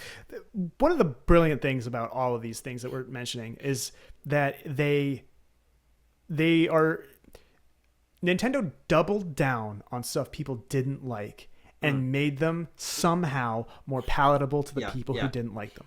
And it is a testament to the people who made this game, who work at Nintendo. Like it's truly, like, just from a pure design standpoint, that is a Herculean feat to make people who hated, not everyone likes it, but who hated weapon degradation and weapon breaking, to make them be like, oh, you know what? This is kind of fun now. Yeah. Like, dude, That's big. Amazing. That's big. That's huge. Think about the monster parts real quick. Just going back, I've been playing this game for 100 hours, and I still have not found that Kilton guy or his brother. Oh, really? I have not found him. Nope, Oh. haven't seen him once. I don't know where they are. I've looked a couple. I spent like a chunk of a day. Like, I didn't want to look at where they were on the guides. I kind of wanted to stumble on it. I probably will now, because at this point I've reached that point in the game where You're cleaning you know, up. You're I've beaten taking it, care of and now errands. I just turn that on and I go, and because there's so much to do and you can see how much there is to do, I'm now at the points where I'm like, ooh, I like that I have a checklist. Whereas like before I was like, oh, it's kind of overwhelming. I don't know. I don't want to do all this stuff in order. I just want to explore. Now I'm like, what am I going to do today? Oh, I could go do this stuff. Yeah, that sounds good. But anyway, so yeah, no, I have not seen that guy. I also wanted to say with the frozen stuff, like, I had like an entire section of my inventory dedicated to rods and wands, and I was able to get you're able to get the rods and wands after unlocking them or whatever from the Poe dealer down below in the depths, and just trading in your Poes, and like half of the We can talk about pose. Oh, that's such a great part of the depth. Poes are great. I love Poes. Yeah. 100%. I love how the dudes, the little statues, are just like these fucking wimpy, weak souls who have been lost down the depths. I'm gonna take them back to the afterlife. They're so pathetic. I hate them. Thumbs up. I love these guys. I only walk the path of death, you weird, disgusting creature of life. Yeah. It's like, hell yeah, dude. Just giant robots. They're thumbs up. Love it. And it doesn't feel out of place. No, it doesn't feel out of place at all. And it's like, it's wonderful. It is refreshing to have that kind of basic economy, because the economy on the normal overworld is probably one of the more challenging things about the game, rupees are harder to come by, and they are Yeah. also way more expensive. When you see the Goron armor that allows you to exist in lava, it's like 1,000 rupees, you know? And it's like, well, now I have to save up for this shit. Yeah. Woof, Sorry, woof. my Take dog's care of your barking. Is He your dog sees okay? other dogs outside. Yeah, he's fine. He gets excited when he sees other dogs outside and wants to go say hi. Oh gosh, That's so yeah, sweet. nothing you can do about that. That's so sweet. Well, we talked about Fuse, and we talked Yep. about Ultra Hand, and we talked a little bit about Rewind. I think that's maybe I actually want to. Okay, I don't know how much you want to still talk about Ultra Hand. I'm going to say it now to address the shrines, because Ultra Hand is specifically pushed as the design answer for players regarding side quests like the fucking Great Fairy or Terrytown, where you have to build the cars. That's really cool quest. I have no problems with Terrytown. Thumbs up. Or I didn't do that one yet. You haven't done Terrytown? I have done 0 quests in Terrytown. Oh my god, that's so good. You go to Terrytown, dude. And the emotional payoff with what you set up in the first game, because oh so my good. god, because they have a daughter now, and I know about that. Like, I've been there. I've hung out, I've talked to some people. I got some side quests to do. But that was at the time where I was like, I had unlocked like 5 sections of the map, and I don't got time for Terrytown. Not yet, guys. I'll be back soon. And then they haven't heard from me. So yeah. But anyway, Shrines, Ultra Hand. Okay, all right. So, and like Brendan, I specifically tried my best to not use Ultra Hand, and Shrines almost force you to. There's a lot of times where there are alternative ways to do it. If there was an alternative way to do it, I guarantee I did it. For instance, there's like the one with the rails, and you have to like just have like a platform with fans, and you have to like balance the platform. I did not do that. I literally just shield surfed. Okay, have the that's slots, sort the of, you have to have slots. slots though. Yeah. So you make a platform, right? With And you other have platform perpendicular. Yeah, And then and it then slides between the two. and it slides. Okay. Or what I did is I had them on. I All had this- 3 slots. All this is dumb. No, shield surf. Just shield surf that. Well, We're I think done. that is actually Just like this, bro, right? And then you put it on there. And he shield surfed, and that got past. But I think that what is so interesting about this game, puzzle-wise, is that you're right. Ultra Hand is sort of what you're led to think of. Okay, how am I going to use my creativity? Think outside the box. Use my abilities. But that is kind of the box. But you can think outside of the box, and just use other shit and get through the puzzles regardless. And I think that is where Aonuma mostly was proud of making this game, him and Fujibayashi being like the lead creatives, is they gave puzzles to people and said, I don't care how you take care of this. Yeah. As long as you do, good on you. Yeah. Like, just have fun. And not, you know like- what to do with what you can do. And that is all we need to care about, is you having fun coming up with your own solution for this. Yep. It's incredibly hard to make non-prescriptive puzzle design like it's so hard because our brains are hardwired to be like, here's how you solve it. Most people don't go, okay, I'm putting these things together and you'll figure it out. Like, that's just not how most puzzle design is made. And it's just yet another thing to praise about this game. Like, for all of the things about it that I like was pointing out like 2.5 hours ago, whatever it was, that I was like, because the thing about that, the reason this game is the best game ever made is because of the way that it is made. Yeah. Like, it's not about like, oh, the spectacle of it. It's not about and the story's fine, but it's not like the best story that's ever been told. It's not it is literally like, it is the kind of game where like an average player would look at it and go like, wow, how did they make this? Yeah. And if you have someone going like, dude, this is amazingly designed, and they're not interested in that sort of like design analysis, that is incredible. Yeah. That is a sign of a truly well-designed game. It's also something that doesn't happen very often anymore, frankly. Right.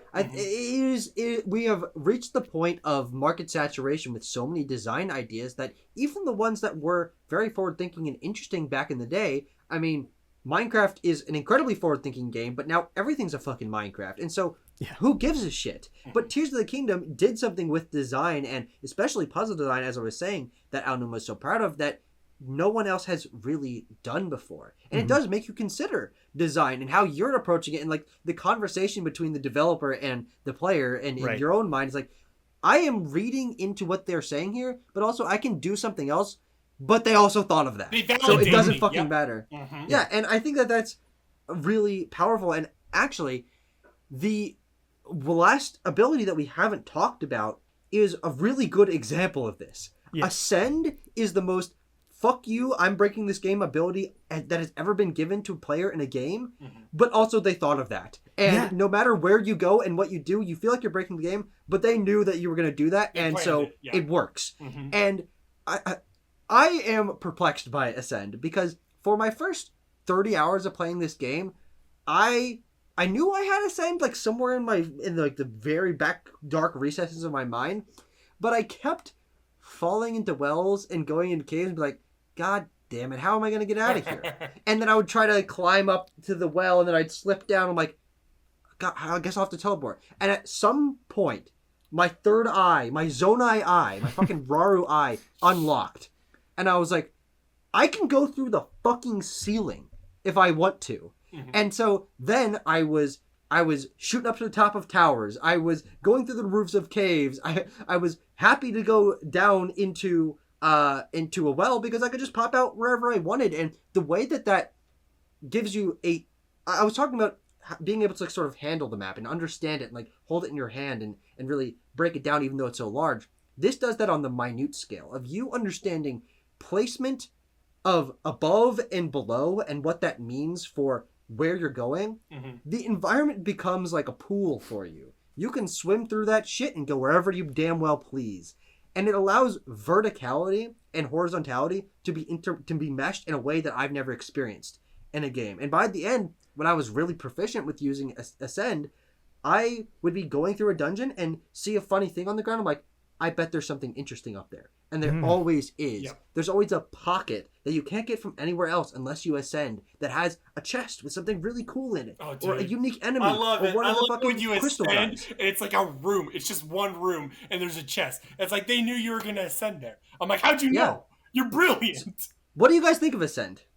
I think it's just yet another example of brilliant design. Like, no wonder this game took 5 years. Not only did they do all that other stuff, but dude, they had to go through and they had to make sure that you couldn't ascend certain places. They you can do it anywhere, but like strategically they made stuff where it was like, actually, no, you're not going to be able to do it here. Yeah, push it just outside your zone. Yeah, just outside your zone, or like it's just a sheer cliff and there's literally like nothing that you can ascend up through there. Which like I think of all the powers in this game, the one that I would have loved to have in Breath of the Wild is Ascend, but I think that Ascend wouldn't have worked in Breath of the Wild because Breath of the Wild was designed with Rivali's Gale in mind and with climbing. I think it's my it's actually my favorite of the powers by a large margin. Like, I think Fuse is really cool, and I hope that some form of that like could exist in other games. But like Ascend, like, man, it's very satisfying to just like shoot up to the top of a tower or whatever, because it never trivializes anything. It's always used as a step in an order of operations, and that to me is what was so incredible about it. Yeah. And it's also the one that flirts the most with cheesing, which is what Tucker was touching on. Is there was like a couple times in like a shrine or a puzzle or something where it was like, oh, I'm flying. Here's the thing. Oh, I'm going too low. Oh, what if I ascend up? I'm smarter than the game. But it's like, no, the game knew, and it's such a unique power because it represents the cheese factor. Yeah, definitely. That's what I meant. Is like, it's never actually the cheat code it feels like it is. Yes. It's like, it's just another way to make you feel really smart and really clever. And well, that's what actually Al Numa, that's in a somewhat direct quote from him, is he's like, people like to feel like they're cheating. So we just gave them that, and it's fun. Yeah. Cheating is fun, quote Al Numa. And when I first saw that, my concern back when the first gameplay was shown, I was like, man, I like to climb stuff. I like to be told that I can't do it. I like to manage my stamina and stuff. I had almost no times where I felt like, oh, they're robbing me of this because I'm using Ascend, because they designed stuff to where you still had to use the entire repertoire of Link's abilities. So yeah, I still see so many people complain. We never addressed it in Breath of the Wild. Brendan talked about it a little bit with how much he loved systems, but the rain, right? The rain and the grip. People still complain like, oh, the slip resistance is so low, blah, blah, blah, blah, blah. I think it still They added works. a fucking item to go against that. They fix all that. If you can really make care potions about it and stuff. Yeah. Yeah. Dude. They thought of everything with this game. And I think that's really what surprises me about this game is the amount of detail in every element that is building upon what was interesting in Breath of the Wild, but like doubling down on it in interesting ways. You think about what was so fun about Breath of the Wild. It was the physics systems interact. And so I'm going to push a boulder down a hill. I'm going to light something on fire and ride up in my paraglider. And they were just like, what if all of that was everything else? Yeah. And everything interacts in interesting ways. And what's funny is that we went, an hour and a half without mentioning Ultra Hand and Fuse, which are core parts of this game and maybe their biggest selling point. But really what the first biggest selling point of this game was Sky Islands. And we have barely mentioned Sky Islands. That was the marketing for this game. The cover of this game is all in the sky. And you know what? I'm going to be very honest, and this is not a criticism. It is the least remarkable part of like new thing that is added to this game for me. I agree. It's like what maybe if you like a 1% of the map size, maybe if you put it all together, and like they're all very similar or whatever, they only but what they do is they serve as like mechanical or like objective based spaces where you're not exploring, you're doing a very specific task, you're getting to a very specific place. And I think that is a really smart way of using it, because otherwise the sky would look absolutely cluttered, and it kind of does sometimes. Yeah, I think there's some interesting things here. First of all, the pachinko machines, the little things, I think those are a really great resource to use. I think going back to the rain bit, I think the best part was Thunderhead Islands. Leading up to the fifth sage. Absolutely. The fifth sage we didn't even talk about, but all that shit was crazy in the depths. You basically get your own robot to fuse shit with. You know what? Awesome. I felt like that was where this game thematically, like content wise, I was like, I don't know if that fit. I'm gonna be honest. I get it. That was the one thing where I was like, okay, but I don't know. Well, I think yes and no, because it's established from the very beginning that the Zonai are building robots and putting their souls in different bodies. No. I do not mean like lore-wise, story-wise. What I mean is like Link having a giant robot walk around with him was where I was like, okay, sure, I can see that. But on the other end, I think it is also an extension of the Ultra Hand fusing stuff where it's like you have all these sages that have the powers of Breath of the Wild. But this is a sage that represents that specific element of the game. It's a way to connect the two. Does that make sense? I definitely see the problem of like, this is a little too sci-fi. We had a motorcycle last game and that was pushing it. It's not so much the sci-fi. And in fact, actually, I had some Link on a journey with other characters.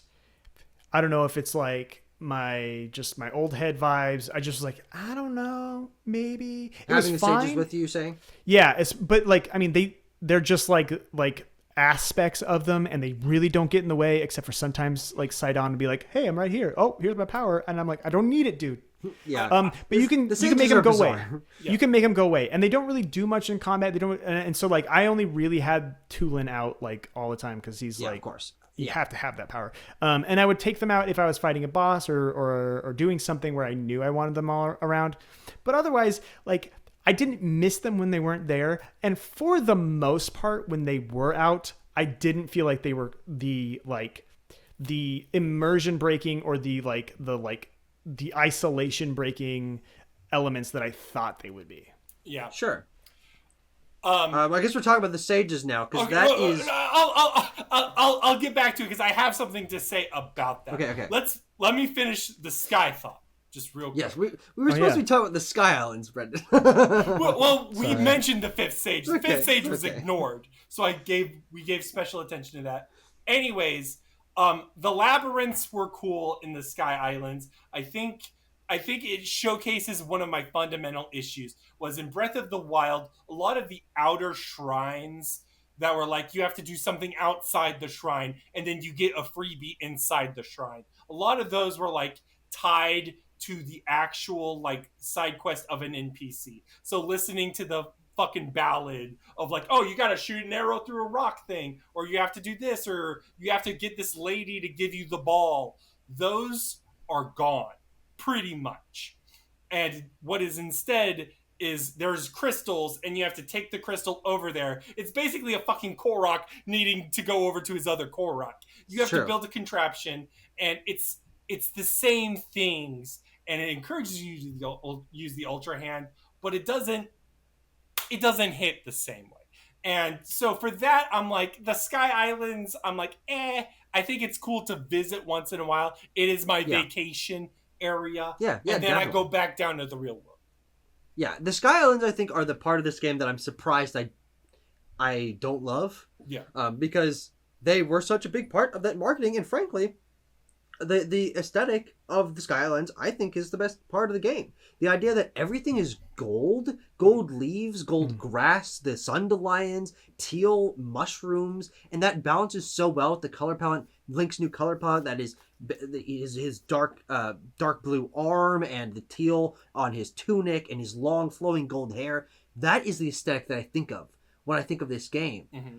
But mechanically and like content wise, I found them to be fine but largely unremarkable. You know, some Koroks there, a couple puzzles, maybe a chest, get some sundelions, but I think they are the vacation concept. I think is most apt in the Sky Islands. Like, I'll teleport up there every once in a while, or I'll ride one of those fucking rocks up there, which is really cool. I like that you can rewind all the way up, and use them as a way to like sort of scope out where I'm going to go next and get a better grasp of the scope of the world. But otherwise, it's like, yeah, I wish the story maybe took you up there a couple more times. I wish there was like some more substantial areas, but I think they're a solid enough part of the game aesthetically, lore-wise, and how much time you spend up there that I'm like, it doesn't bother me that I don't love them. It's fine. But I wish I did. I wish they were more substantial, to be honest, because it is such a cool aspect of this game that does end up playing differently, and it impacts the way that you're going around the world. But they're a pretty minor part of this game, all things considered. And it's like, it's a balance of pros and cons, but in the end, it's like, do I really care? Not fucking really. I played 90 hours of this game, and so what? I think content-wise, compared to the depths in the overworld, yes. But what, like 2 out of the 4 dungeons are completely in the sky. True. You start in the sky. There's a major set piece leading up to the 5th dungeon in the sky. Yeah, I think the story, and then Zelda, the dragon stuff, that it takes place in the sky. The final battle of the game takes place in the sky. So I think narratively, they're very important. Gameplay-wise, not so much. And I think that does kind of feel weird, especially with how they were marketed. When, like, I think at least a third to a half of the game I spent in the depths, at least. And it's just like... That could have been your marketing thing, like, and then just be like, oh wow, there's a couple Sky Islands, so cool, whatever. So I don't know I really don't know what. I would be curious to know what the decision making behind that was. I don't think they're bad. I think, and they're all very similar. Like, and they have like the launch cannon and stuff. I do have a question for you guys though. Like, there are some that are in like the shape of stars, and you land on them. And there's like a thing that's like, you can't read this yet. Yeah. I'm 100 hours in, I still can't read it. So there is a guy in Lookout Landing that is by one of those that has crashed to the ground. And he wants to know what they all say. They tell a story about Rauru and about Sonia and about Zelda. I've talked to him, but I don't know. I don't know what the next step of the quest is. You take a picture of them when you're up there. And you go and show it to him. And he translates them and tells him to. Okay, that makes sense. Go to Kakariko. So the reason Yes, he the does. reason He that moves in. got me interested in them is I landed on one of them, and it's the one that's above Lurelin, and once you step on it, it falls. Yeah. And so I was like, okay, there's something that I have to make all these fall. And for a good 20 or 30 minutes, I was like trying to figure out how to make a couple of them Those fall. fuckers are hard to get to, by the way. They really test the limits of how much stamina you have and how many times Tulin can recharge in the air. Yeah, I just made a bunch of potions, and I was like, we're going for it, Tulin. Yeah. This is what we're doing. But I did like, as I was talking about initially, how the verticality of this game impacts the way you're interacting with its map. And I think the Sky Islands are present enough to where they add a good amount to that. I'm up in the sky, I'm gliding down from them, I'm seeing things up in distance. There's a lot more to look at down below, as we're talking about, a lot more to look up above. So it feels like a really three-dimensional map in that way. And I think that is very well handled. I do want to shift to another element of this game that is a strong positive over Breath of the Wild. Enemy variety. And Unquestionable. Boss variety. Yeah. Unquestionable. We fought so many Moblins and Lizalvos and Bokoblins in that goddamn game. And I spent 130 hours in Breath of the Wild, and I loved every minute of it. And I never really stopped too much to think, why are there like 6 kinds of Bokoblins and that's basically it? But then when I'm walking in here and I'm fighting Zonai and the Horriblins and the weird little lizard guys in the depths, and there's so many more bosses, and trees come to life, and I'm like, whoa. And the likes. The Gibdos. The best like and the Aracudas and all of that. Like, there is so much more going on here that just it's like the change between God of War Ragnarok, God of War to God of War Ragnarok. It's like they knew this was a problem and they were like, fuck it, so many more enemies. Yeah, it's the first time I went into a cave and I saw a Horriblin, and I was so like, funny, dude. I was like, I don't know what these things are. I've literally never seen anything like this in a Zelda. I mean, there's stuff that's like it, but I've never seen a Horriblin. I don't know what this is. It's a new thing they've designed. At least I don't think they've been in Zeldas before. I don't think so. And I was like, this is okay, cool. There's more of these. And then well, you know what's cool about those little lizard guys? I mean, you probably know this, but they will eat your light bulbs, your light blooms. Oh yeah, that's they true. run at it and they eat it. And I wish they did a little bit more of that. That's so cool. That sort of stuff. But yeah, it's really cool. Like each enemy feels different too. Like the likes. Yes. It's like when you're fighting all the different Bokoblins and even Moblins and stuff, you can kind of like, you figure out what their stagger pattern is, and then you wail on them when they're. You can't do that with the like. You can't do that with a Lionel. You can't do that with the horror. Well, you kind of can do it with the Horriblins, but they're on the ceiling all the time. So they made. Oh god! And then you hit them and they fall down. They bounce on their butt. On their butt. Oh god! They made the strategy of the combat more. Absolutely. Like just more engaging. And I think like if there's anything that I really like you were saying, Tucker, like it is an objectively better thing than Breath of the Wild. And like I love Breath of the Wild's elegance, but it could have used more enemy and combat variety for sure. Oh yeah, and especially when we talk about like we're gonna get to bosses later. Let's go for Frox, right? One of the Frox creatures. I love them. They both have that Dodongo. Just put a bomb in their mouth. As long as they blow up, they get stunned. Wait, what's a Frock? What? The frogs, the giant frogs frog. are the little guys you were talking about, but the big frogs in the bosses in the depths. How have And you you like never put their, seen a they suck frog? you in. What's a Frock? A Hold frog. on. Frogs? FROX. FR. Oh, You've never fought one of these guys? They like It's a slap you. giant They have the frog rocks on their back, with like rocks on his back.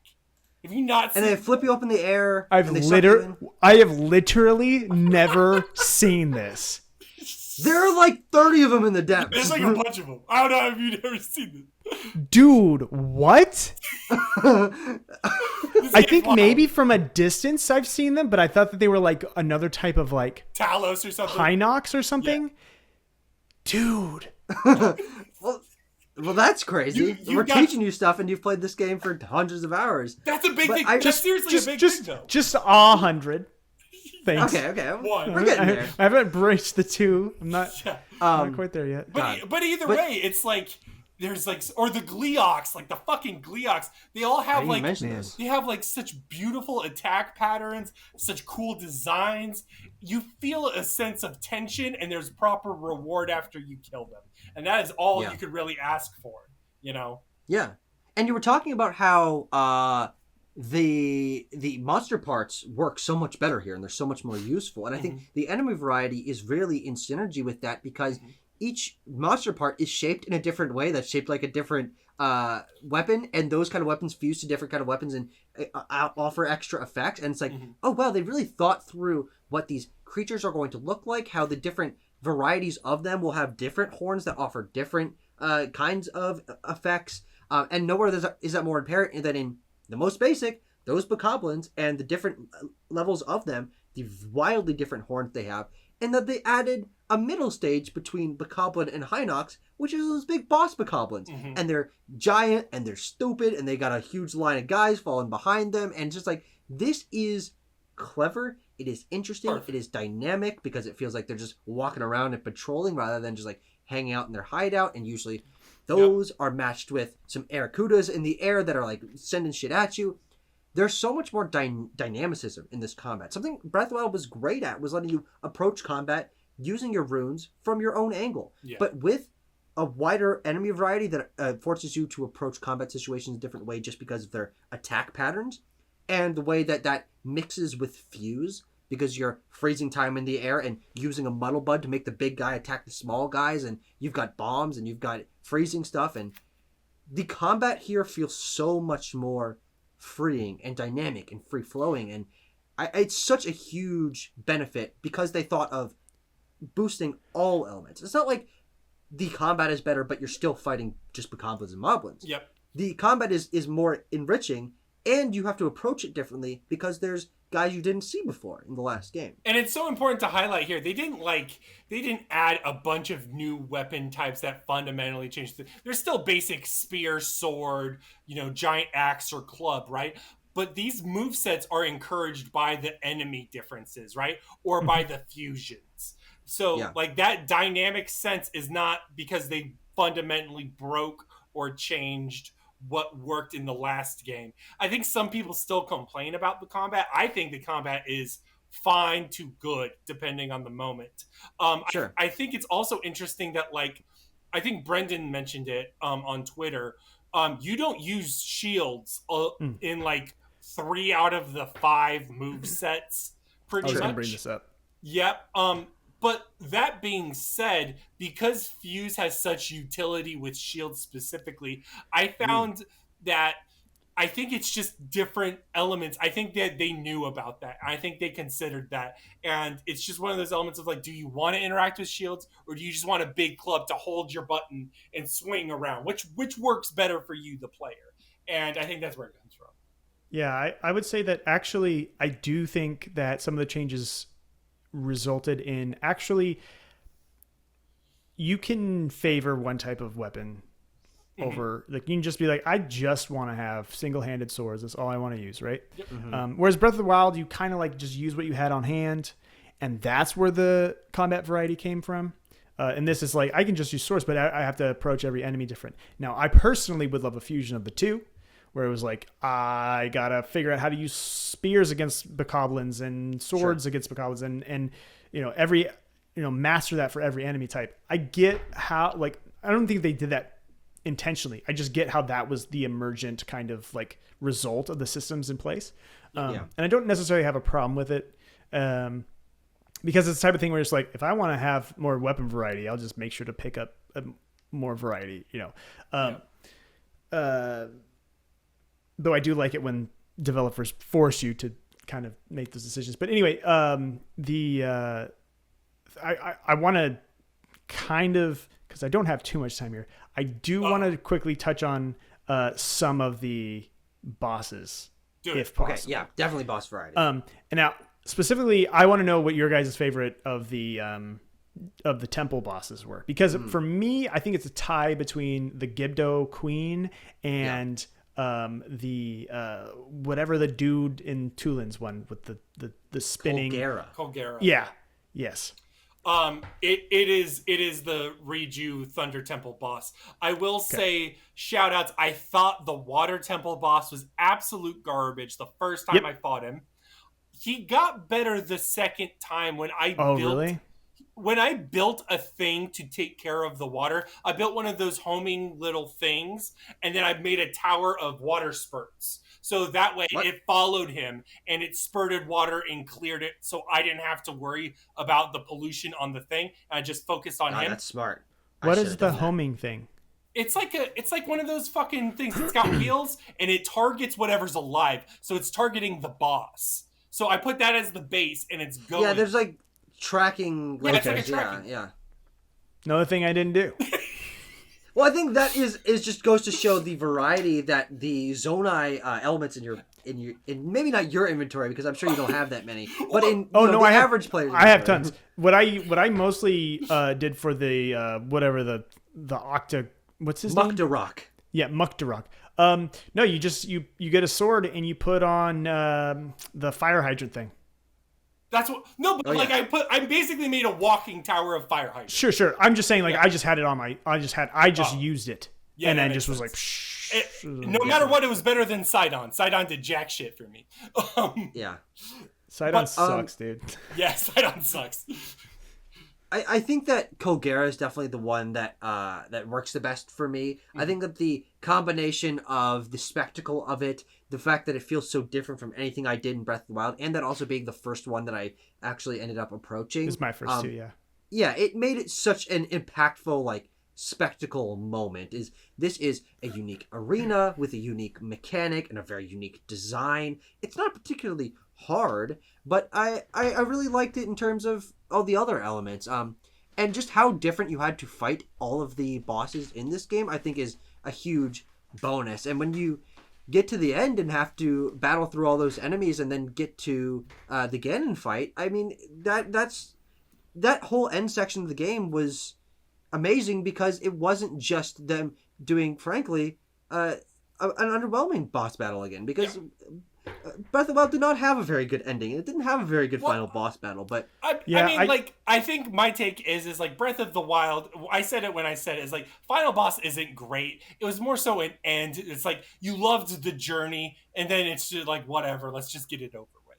Here, it's like there's an actual conclusion.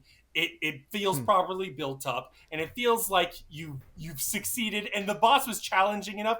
The one thing I really like about the Ganon fight is like when he has his health bar, and his health bar just goes like... That was very funny. That was very funny. That boss battle sells itself to me so well because it has multiple surprises in it. Yeah. The fact that his health bar goes crazy, it's like a fucking Undertale gag when it ends up going off the screen. But also, not only because you're fighting Ganondorf and he's got these sort of attacks that you haven't seen other enemies do, except for maybe the Phantom Ganons, but it's a little bit different, but that he can actually take away your hearts. Yeah. Like, you can't heal them with Sunderlines. They are fucking gone. That's some and King no of other Launch boss shit from Demon Souls. Like, literally leveling down. Beautiful. Yeah. Yep. It makes it Shadow Tower so stuff. intimidating. And then you get a fucking dragon battle in the sky as the final moment of that game, and this like Studio Ghibli ass fucking moment where you're fighting alongside a dragon. It is spectacle. It is building up the lore that they've talked about this whole time. Ganondorf turns into a fucking dragon. It is a magical fucking moment, and what a great moment to end a spectacular game on. Yep. I fully accept that it was a magical moment for people. Oh no! If it fucking worked, because You glitched it, didn't you? so what happened was I got in like a weird loop where Zelda would be like, I'm gonna come say no I'm not, I'm gonna come get you, no I'm not, really? And I was just like, I would fly up and then she'd be like, never mind, I'm going away again, and never mind, I'm going away again, and it would like, you could tell that the AI was like, oh, we have to get her up there, because she'd be like flying normally and then she'd be like, "Bwah!" Like she would like, and so I was just like, okay. And I have a problem where I find it's like I look at spectacles like in games, and I'm just like, this is fake. It's a facade. There's nothing interesting happening here. I don't care. Like it's the way my brain is wired. It's just like always falls flat for me. But like So it's like on the top of end. that, It's the end to two phases of a real but fight. literally what I'm saying is like on top of that, on top It of didn't my on top of my personal whatever, my broken brain who this finds spectacle boring. Then it didn't work. Yeah, whatever. Then it Brendan didn't work. shows up at the fucking Grand Canyon, and he's like, eh. That's the Well, big so hole. okay, no. So it has to do specifically with how video games no, of present course, I'm just spectacle, kidding, right? I guess. Okay. I was gonna say because I will explain this for 20 seconds if you need me to. Clearly not. Just it sucked. It didn't land for me, and I was actually very frustrated with it. And it was just like, okay, just like hurry up and let me stab the thing on his head or whatever. Like, and that was a bummer. And it also like I know other people who have been like soft locked in that so that segment. I think to me, like I think it might be like the single. Like not the same, like it just seems like just like with the Ganon, the Beast Ganon, it just seems like the most like wet fart decision in this whole thing. It's like really that's what The most wet fart decision in this entire game is still dedicating an entire button to whistling for your horse. And they also allow you to transfer horses from Breath of the Wild, but there's so little use for a horse in this game. Yeah. That's I know, my that's fault. absolutely true. But I used my horse. The final boss was good to me. I think spectacle is fine when it's like a victory lap. I think like Devil May Cry does it. Like there's a lot of times where it just does it, where it's like you've worked hard for these two things. Now you get to enjoy some flash before the end. You know, it works. Yeah. Whatever. No, I understand. I understand. I'm not trying to present an argument to try and sway anybody's opinion. That is not what I'm saying. I'm just expressing like this is how it went for me, and I am actually disappointed. That in glitch is sad. I'm well, sorry, and also man. honestly, like even if not, it would have fallen flat for me because what I want to do is I want to fight Ganon. I want to have that victory in the combat mechanics. I don't necessarily want to do an on rails like hit the thing in the road that has like you kind of can't fail like unless it glitches out. Like there's no stakes for me in that, which is something I mean I kind of talked about that with in the Discord. Like I really need stakes for me to be invested in a thing, and if I know that like there's no failure state or like a really benign failure state, I just don't get the payoff. Yeah, we didn't talk about this a lot. I don't know how much time Brendan has left, and I don't know what we're moving to.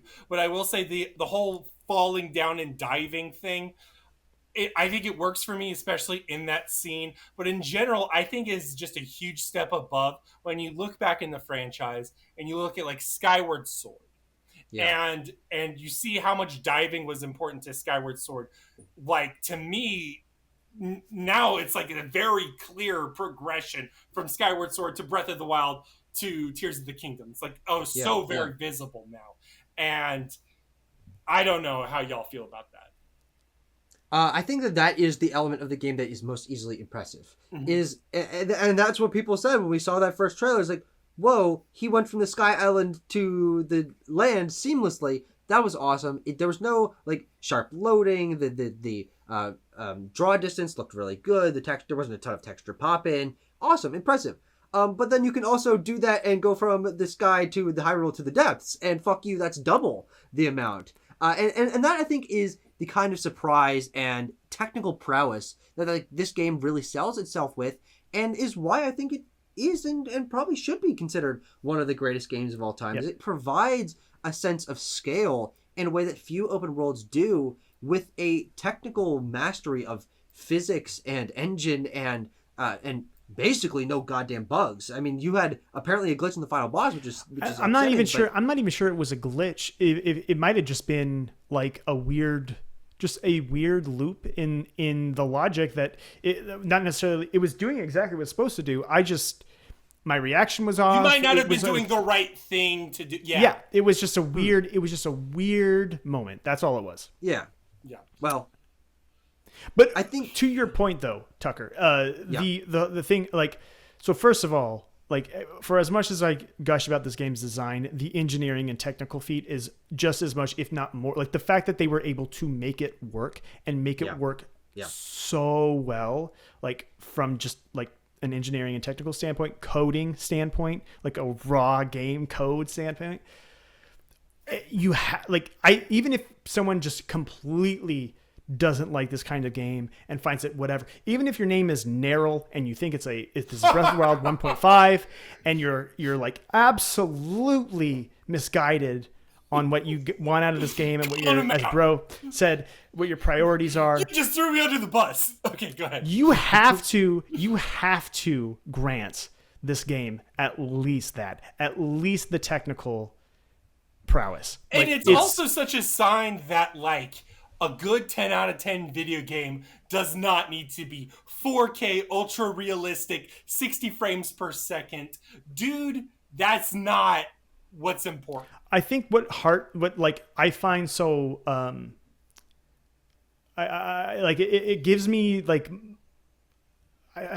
it makes me feel good, but that's not the word I'm looking for. Like I am pleased that people are giving this game the scores it wants based on things like its technical prowess, its design, and whatever. It might not necessarily be... What was the last time you remember hearing a big game talked about because its coding and design was really good? Yes. And like there's like a level of like not only does the game only like Zelda's a great video game because it creates an experience that only a video game can create.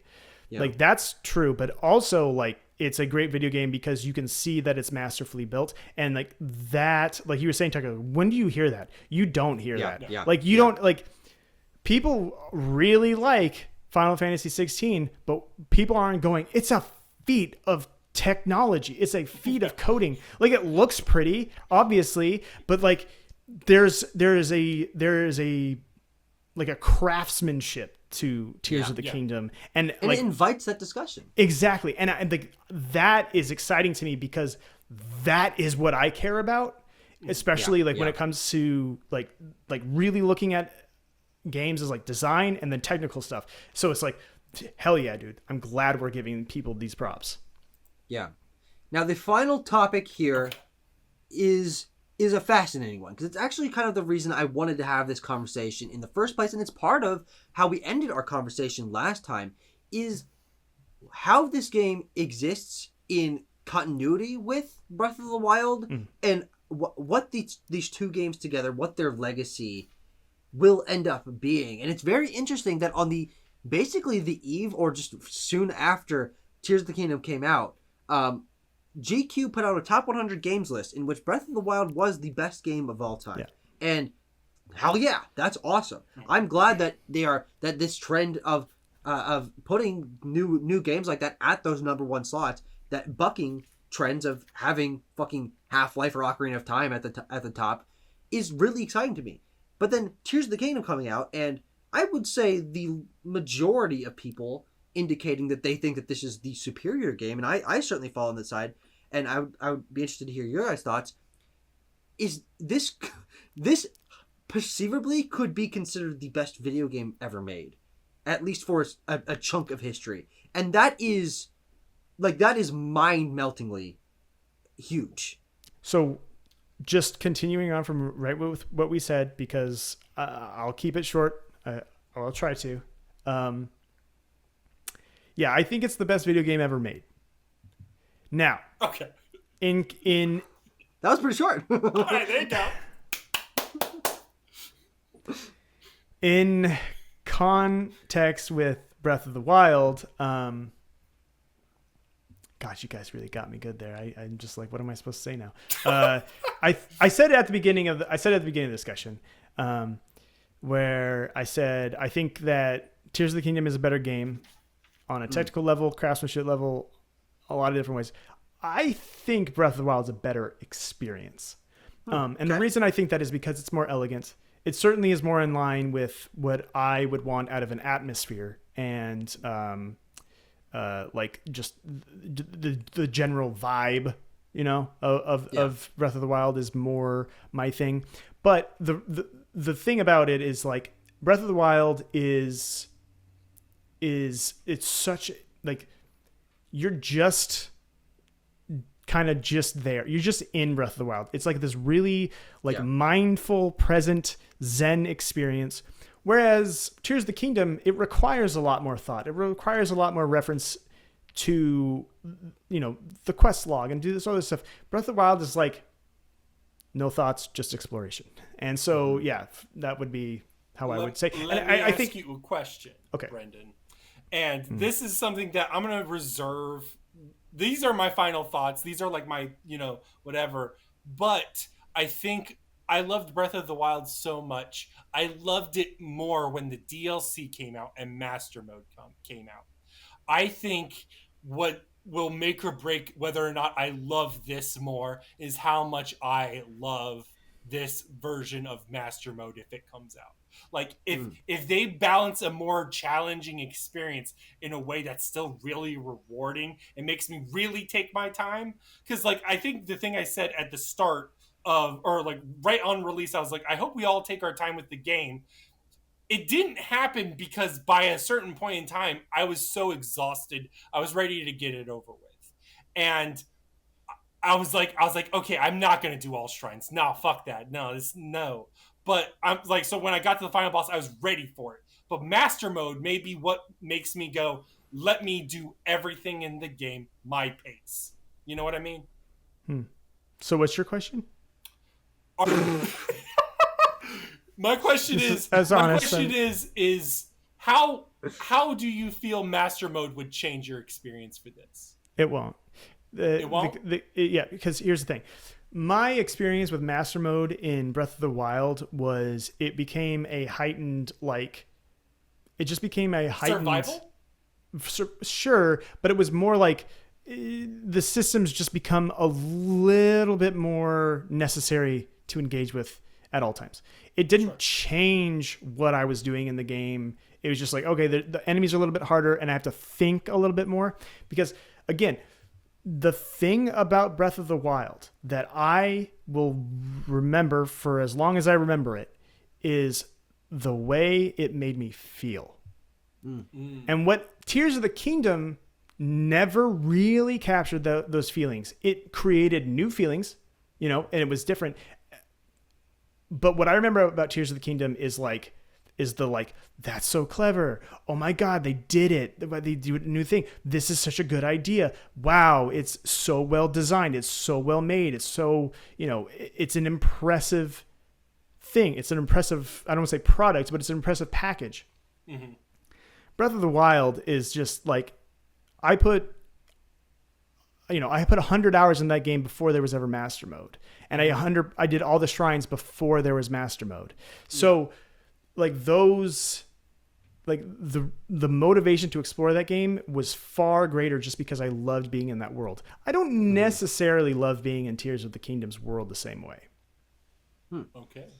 Yeah, I think this will be a conversation that will continue down and down the line. I mean, you think about how the conversation of Zelda has shifted over the years of Link to the Past versus Ocarina of Time, and then, okay, you throw Majora's Mask in there, and then people really love Wind Waker, and okay, Twilight Princess and Skyward Sword, and then 2D versus 3D. The future of Zelda games is apparently Breath of the Wild, Tears of the Kingdom. Yeah, and we're feeling the shift. And we did with Breath of the Wild, but it really is clear with Tears of the Kingdom that a major shift has been made here. And for me, it works for the better, and Tears of the Kingdom is the culmination of that, at least obviously, at the moment. And it kind of feels like the culmination of video games up until this point. We're talking about the fact that it draws inspiration from the roots of video games, with the original Legend of Zelda, which can be tracked back to Ultima, as you said, and then it pulls in elements that of Western RPG design that previous Zelda games never really tried, and it builds upon those in a really forward-thinking and unique way, and invites conversation in a way that very few big modern AAA games have.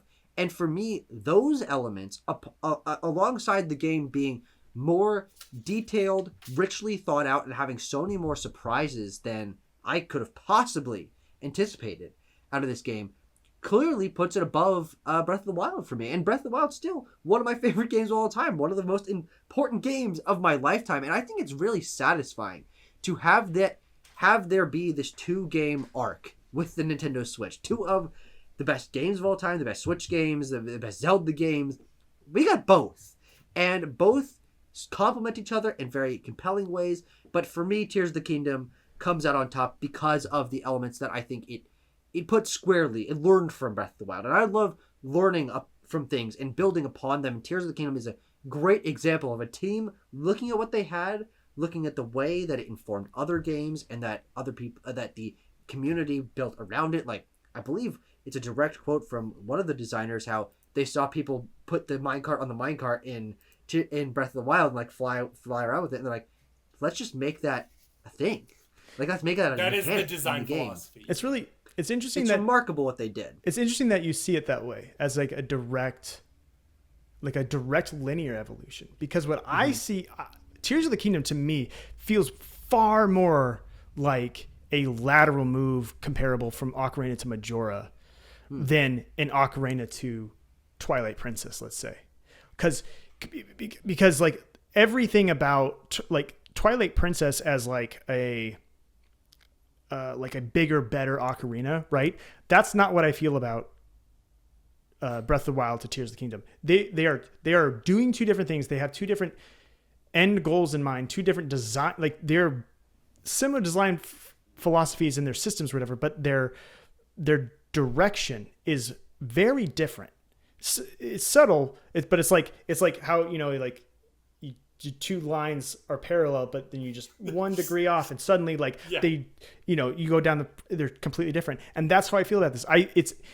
There is obvious technical and like quality of life type of changes that are iterative and are quote unquote better.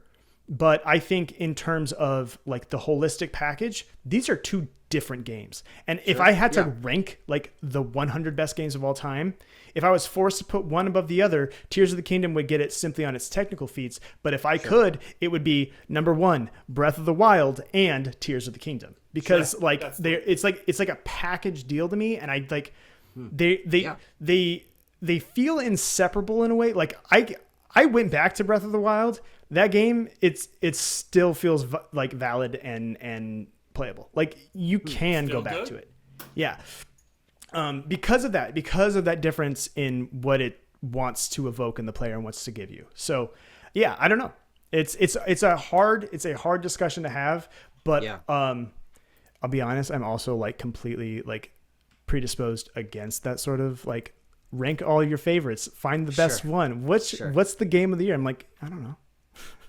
It's Tears of the Kingdom, to navigate these feelings. Like I don't know. It's like I have no idea. It's difficult. Like, it's so difficult, and it's like if ranking the Zelda games alone. It's like there's a day where I wake up and I go, Link's Awakening is the fucking best, dog. Fuck everything else. Or I wake up and I go, Wind Waker. Or I wake up and I go, Legend of Zelda 1 still got it, baby. And like, it's just it does. Every game has its own identity. It has its own being and purpose. And they do build on each other. Because Tucker is right. They did look at it, and they looked at how audiences responded to it. And they were like, we should work with this in some way. This is a game unto itself.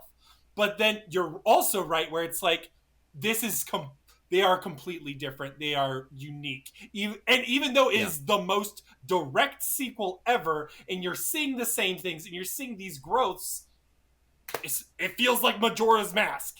It's like, what the fuck? Yeah.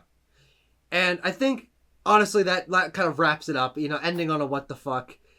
Tears of the Kingdom is one of the best games ever made. It's one of my favorite games of all time, and I think it is a defining moment for Nintendo, for video game history, and we will feel the ripples of this. Like we did Breath of the Wild, this will influence a game design going forward. It's so forward-thinking and fresh in a series that has been going on for such a long time, but they keep doing it.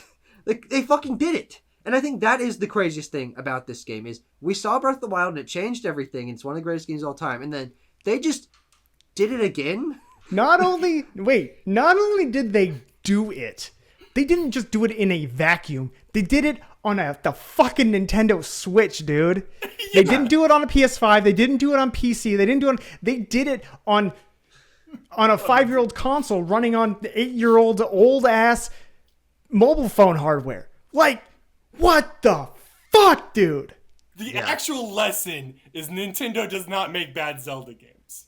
Maybe it's a Zelda game you don't like, but it's gonna be a banger. Full disclosure, I knew this was gonna be Game of the Decade like a year ago. Like I just had the vibe. Dude, I mean, we in that last trailer, I'm pretty sure the first thing that you sent to me was like Game of the Decade, and I was like, "Yep, Yep. I don't like to see it." And it'll be really fun to sort of continue breaking this game down because it's never going to leave this conversation. We're which is 2.5 hours. I'm like, we didn't even scratch the surface, dog. Yeah, absolutely. There's so much more we could talk about, more we could dig into, but I think this about does it for our first dive into this game. We've laid out our thoughts, and we hope that you guys agree, I guess, disagree, I don't know, conversation around this, any topics that we brought up. Again, leaving the comments or joining the Discord. And again, your one sentence Tears of the Kingdom review that needs to happen. Yeah, I expect to see one from the crawl. Don't. Oh, jeez, you already know I'm incapable of having a one sentence answer to anything, dude. That's the challenge. But we will see you guys in more videos. Thank you very much both for joining me. Bye. Goodbye.